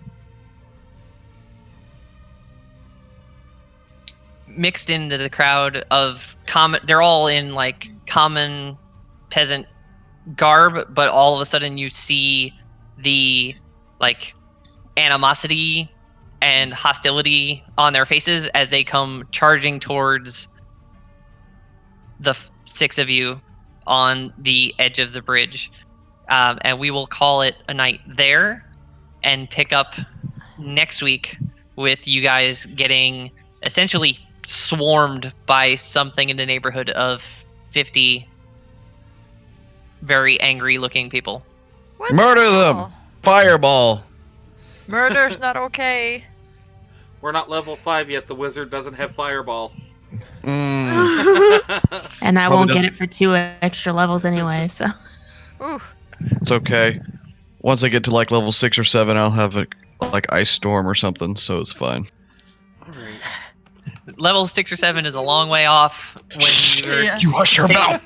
actively facing something in the neighborhood of it's a mob essentially, but it looks like it's something in the neighborhood of like 50-ish. It's like a mob of civilians. Yeah, as far as you can tell so far, but Jeez. we'll see who they may be and what kind of threat they may pose when we pick back up next week. Oh boy. They're Sounds good. pixies. So, Good. thank you everybody who tuned in tonight, everybody who stuck it out through our minor technical delays and things. Hopefully next week we'll get off running right at 7, so you get a solid 4-hour block of entertainment, which I hope you found this evening to be. I had a blast. Me I too. hope my players Me here all too. had fun. We'll powwow and get some feedback from them. If you the audience out there have feedback for me as well, I am more than open to constructive criticism. You can find me on Twitter @_Kim Hanley. If everyone wants to go around again and drop their handles and plugs and things like that, and then we'll just call it a night here. You can find me on Twitter @ClassicZarius, XARIUS, or you can find me as Zarius in our Discord, which you can find the link below in the info of the channel. I would like to say also thank you again to World Anvil, our amazing sponsor that has everything you need to start going in and creating your world, and you get started for free right away at www.worldanvil.com. And also another shout out to Roll20 for their amazing support in this virtual tabletop. Cool. Yes, and you can find me, Egg on TV, both on Twitter and in the Discord. And to all of our followers here, stay tuned because we will be giving away a copy of Something. The amazing appearing and disappearing book. Yes, it is so amazing. They appear and they disappear. Sorry, I haven't figured out invisibility yet. I'm working on Go it. back. It's We'll be on the giving away fritz. giving away a copy of the Eberron campaign book that just came out, Ooh. and a copy of Descent to Avarice. Oh, very nice. Ooh. Can I enter that, or am I disqualified for being a? I don't know, because one of those I really want. So we'll have to discuss this between all the game masters. But anyways, thank you everybody again. Go ahead and continue shouting yourselves out. Yeah, go Kyle! Woo! You can find Lucy on Twitter @theundeadlords1. One. I'm at Jenna Win because I'm real hard to find. That's right. Uh, You are the being elusive. sneaky and stealthy, just always tough to pin down. Be sure to check us out on Saturday morning for 902's new campaign that's going to be starting. Chaos shall reign Saturday evening. The Cunning Cloak shall be cunning on Cunning Limited on Sunday. And hopefully there will be Ravnica tomorrow, but who knows. We are going to raid Rise Up Gaming. So Woohoo! be sure to say Yeah. hi to Rev and them over there when we pop over. And much love and stay frosty, everybody. Stay frosty, people. Love your Ta. faces. Bye.